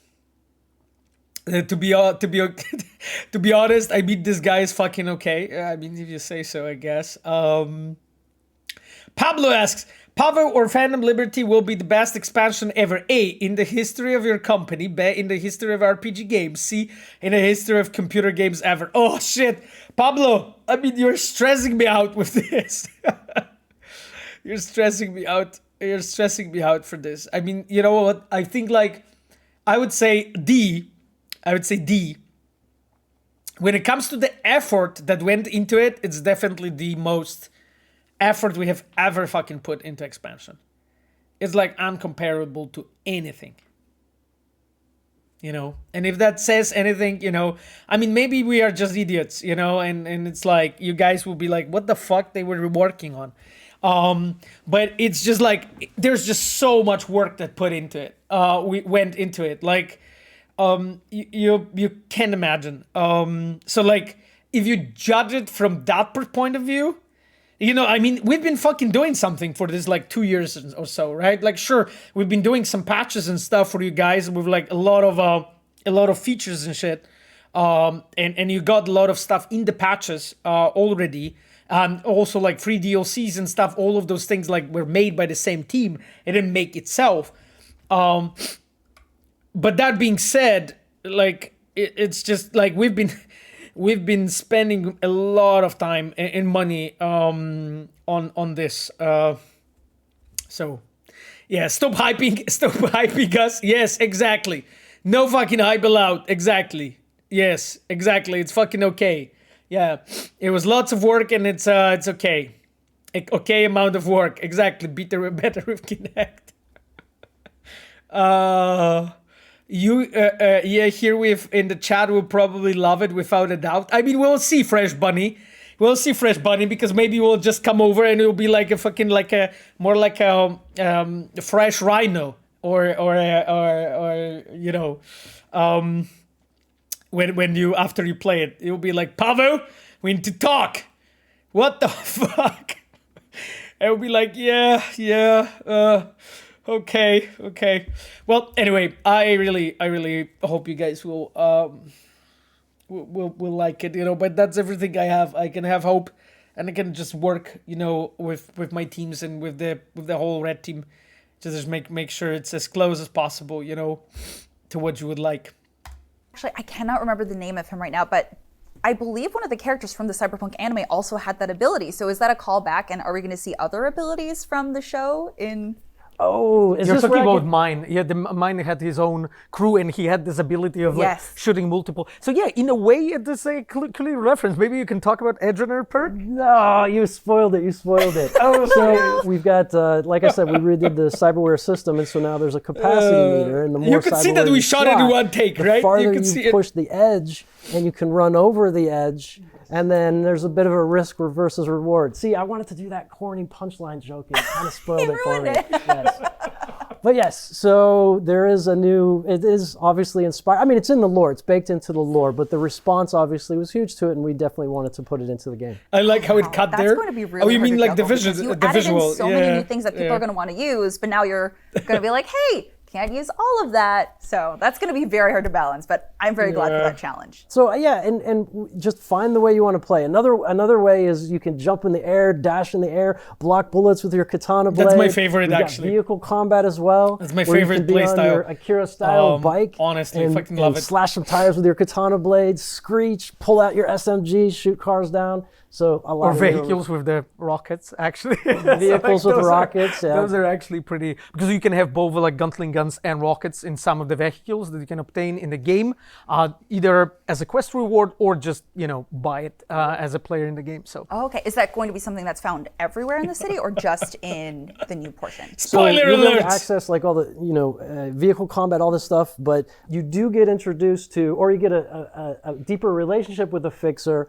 in Dogtown that then enables things like getting rockets on your vehicle and enhancing them a little bit more. Yeah. Yeah, I mean, you guys say like the Gabe looks hype. I mean, seriously, like we were trying not to say much, to be honest, like because the thing was like we didn't want to spoil you guys the whole fucking experience, but in the same time you just want to say at least something so you guys are like, oh, okay, so this is what they were working on. Okay, so maybe I actually want to play this expansion, Stealth Spell wrote Evil Pavel Saska spoiling things. Yeah, exactly. It's Paul Saska is like my alter ego. My shadow being from Shadow Realm. Exactly like this. No, stop this hype on the chat. God damn it. I fail again. Got it. Okay. Yeah. So I speaking fail of again. Fixer and other characters that we might interact with, we definitely need to talk about Solomon Reed, who is played by Idris Elba, who is a key character in this DLC. So One can of you the tell us most a little bit more okay about him and his showcases. relationship with other key characters in this DLC? Don't that is it sure? Yeah, so he Pretty- is, a sleeper agent, sleeper spy. And through the story, I'm going to skirt around spoilers here, right? But through the story, we activate him, and he has. He's just a badass, and I want to say more, but I don't want to spoil stuff. I don't know. What else should I say without I spoiling? guess we can mention that, he's of course entangled with some things, connected to his past, and throughout the story you're going to discover some of those things, and you will have to make some, I would say, key, important, difficult choices that will lead you to slightly different outcomes throughout that story that will going to impact him and other characters, And around him. you play alongside him quite a bit, so Yes. that's another very important point. And exactly, and maybe we can mention that he's actually playing like one of the most important roles in the whole expansion, outside of just, of course, V and Keanu Reeves as Johnny Silverhand's back as well. He has his own story arc, but he is like going back. Damn, to, I'm spoiling so Idris much. Elba. He's an important character Holy in that hell. story, because like some people ask, Stop this how guy. much is there of him? Is he gonna be gone after a few scenes? That's not the case. We really like, he is the main character in that story, really important person, and throughout all your interactions, you will craft that relationship. Ooh, okay. So obviously this brings in a big chunk of. I was like waiting. When I was stopping, I was looking at Gabe and I was thinking like, am I fired or just we'll just get fired like next day actually, or is it already over? So Yeah. No, because like I just wanted to like. Oh, we have Eskil with us. Hey, Piotr. That's nice to have you with us. Piotr Chuk, by the way, our audio designer, amazing, my friend, that you're with us. A guy with the diamond icon on the chat. Yeah, we are just watching here some Phantom Liberty stuff and just like laughing, I guess. No, because I really wanted to make sure that, you know, like I emphasize this point, because like people thought a lot of them that we got like Idris Elba for like one scene or something, and that's not the way we roll. That's not the way we roll. Part of Cyberpunk's story, and so how does this affect the ending that we got in Cyberpunk, and will there be additional multiple endings with this one DLC? We were actually talking about this beforehand. Okay, I didn't tell you anything. We are just watching the video, shows, okay? Songbird brings you in, and with the promise of being able to handle your issue with the relic. And yeah, so it will affect outcomes in the base game, as well as the story. Phantom Liberty within itself has multiple different variations of endings and things like that. And that's as far as we'll go. And that's probably farther than you wanted me to go. Yeah, because this is a spy thriller. Machiavelli wrote ex-CDPR developers, exactly. That's the perfect fucking comment to close this section. I love it. I love it. Prison stream next week. Exactly. You guys were wondering, you know, if I can get Gabe for a stream. Well, we've streamed for prison, both of us. So it's fine. It's fine. Anyway, guys, you didn't hear anything. You just didn't hear anything, okay? That is just we just watched the video. There was like some people talking about some stuff, but it's not clear what they mean and what game is that about, you know. So yeah. Cool. Yeah, well, that is. Let's move on. Let's check what else ex-developers have to say. Like, we are very conscious that the story is incredibly important here, and spoiling any of that, it will just ruin the experience for a lot of people. So that's why we're very cautious of Gabe to say anything more. Okay, yeah, I was just saying, because like just before this, like I remember we had a conversation with Gabe. Oh God, what should we say? Should we say something or like nothing at all? You know. Winter Raven wrote, Pavo Internet does not forget anything. Holy fuck. That is not good, my friend. Was it nice working in CDPR? Babsolovskas. It was actually probably the best time in my career. You know, that's it. That's it. Now I'm gonna sell condoms in you know, one of the establishments here in Warsaw. Then my final question to you would be, since you want people to enjoy this content, about how many new hours of content do you think people can expect from Phantom Liberty? Oh wow, the question, right? Favorite question. Yes, it's nice big. Backup There's a lot of stuff, and I'm not gonna say like. I mean, what else I can do with like skill sets I have, right? Like when you think about it, it's either like being a quest director or that's it. That's like my backup plan. You know, I'm going to US. I hope I will get that visa sorted out, you know, with a permission to work, because I have some talents. So that's it, you know, that's it, you know, like you just sell crack. Seriously. That's, I'm not sure about that. That might be illegal, Ammon. So, yeah, that's the logical next step, exactly. Like considering all my skill sets and, you know, everything I've been doing, absolutely. God, condom tester, stop it. Stop it. That's not what it is. Only cyber fans. Oh, God. Anyway, that's it. I'm gonna continue watching these videos. Like a number, but it's a big expansion. It's also just There's because like I'm people not play different ways. Yeah, I'm not completely sure actually what that number would be, to be honest. Like, because we have done multiple different tests. If you play as a player with a stealth playstyle, it's significantly longer than when you go just guns blazing, or even we play melee, you know, then you land somewhere in between. That's one difficulty. Another difficulty is like new activities that we introduced, the airdrops or courier, for instance, that is even in a base game, as Gabe mentioned, their nature is they are infinite. So like in a way as a player, you can keep going, and it's like, how are we supposed to exactly say, you know, how much there is? Because like part of it is your choice, how you want to play. so that is a difficulty. One thing I guess we can say is that it's a large expansion. Not only just because we have I'm not added gonna a pretty comment substantial on amount the of size of terrain, expansion. and No. interiors to explore, but also just because of how many gameplay systems we have reworked.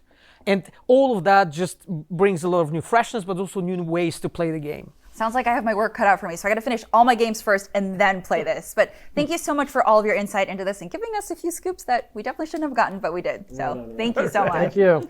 Thank you so much. Well, for That more was fun, Cyberpunk actually. 2077 news, be sure to stay right here on IGN for all of the latest updates. And don't forget to keep tuned for more Summer of Gaming content this month for all of your gaming news. Cool. I mean, that was actually fun, my dears. I have to say, this stream has developed in a bit unexpected ways, I have to admit, because we are literally like 5 minutes. So do you want to guys play Cyberpunk? Because I actually have it running. So let's go.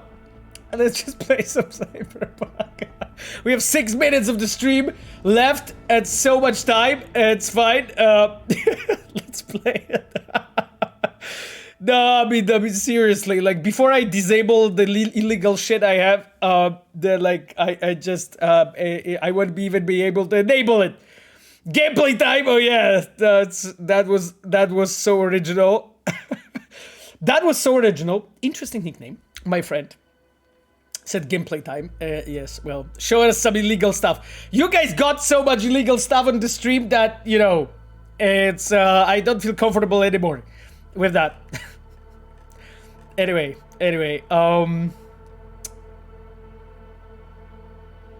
Cyber Pavel. Okay, so Cyber Pavel said, do you know if there's any chance for these RT reflections? I know there's a tweak that enables it, but it's missing head. I understand why it's like that, but I know that FPP animations aren't perfect for reflections, but I and many other people on the forums thinks that they're fine enough on that adding these reflections, including has as a choice, is settings would be great. Cyber Pavel said, I mean, my friend, I don't have much. I don't have much to say, unfortunately, about this topic, and even though I really enjoy your question, and I think like it makes a lot of sense and a lot of base for this question, I don't have much to share, my friend. So I'm sorry. Like, we know you guys would like to have it, you know. There's like so many things actually in this game that you guys would like, you know, in a way, and we need to, like, as I would say, as a designers, we need to really like be very, I would say, conscious of like, you know, how to do things and what we are actually putting into our game at the end. So, you know, that is really it. My chum. Might go meet Hanaka at Embers. Yeah, sure. PL is writing in the background. That is not exactly it, but yes, it's a rite of passage that is playing right now. Visual cybernetics and being able to drink drinks at the bar. Fallout Boy wrote. Yeah, I know, guys. You can't imagine how many things I would want to do. But it is what it is, my chums. So, my dears, this stream actually had maybe a bit unexpected scenario. I didn't really myself plan it to be like this, but it is what it is. I talked way too much about stuff. I hope that you know, you anyway found it enjoyable. I hope that we can be from next week back and we can actually keep on playing Cyberpunk, because I hope to get everything ready for Phantom Liberty. Bobsonovska Road was super fun. I'm glad I could be here. I'm glad I'm glad you were here with us. That being said, my dears, I am going to say goodnight now, because it's 2 minutes to the end of the stream. So I just wanted to mention all the Reds and moderators that have been here. I wanted to mention Eskel, Piotr Chub, our sound designer. I wanted to mention Chivog, our customer support engineer. Stealthspell Despina, our quest designer. I wanted to make Ayano, our UI producer, Monica. And of course, our dear moderators, Sapphire, my dear girlfriend, and Kogito, who had to run at some point. But of course, we remember about him as well. My dears, It was amazing to have you here. I will leave you with some banging music, and we are going to see each other in a week from now. Bye-bye.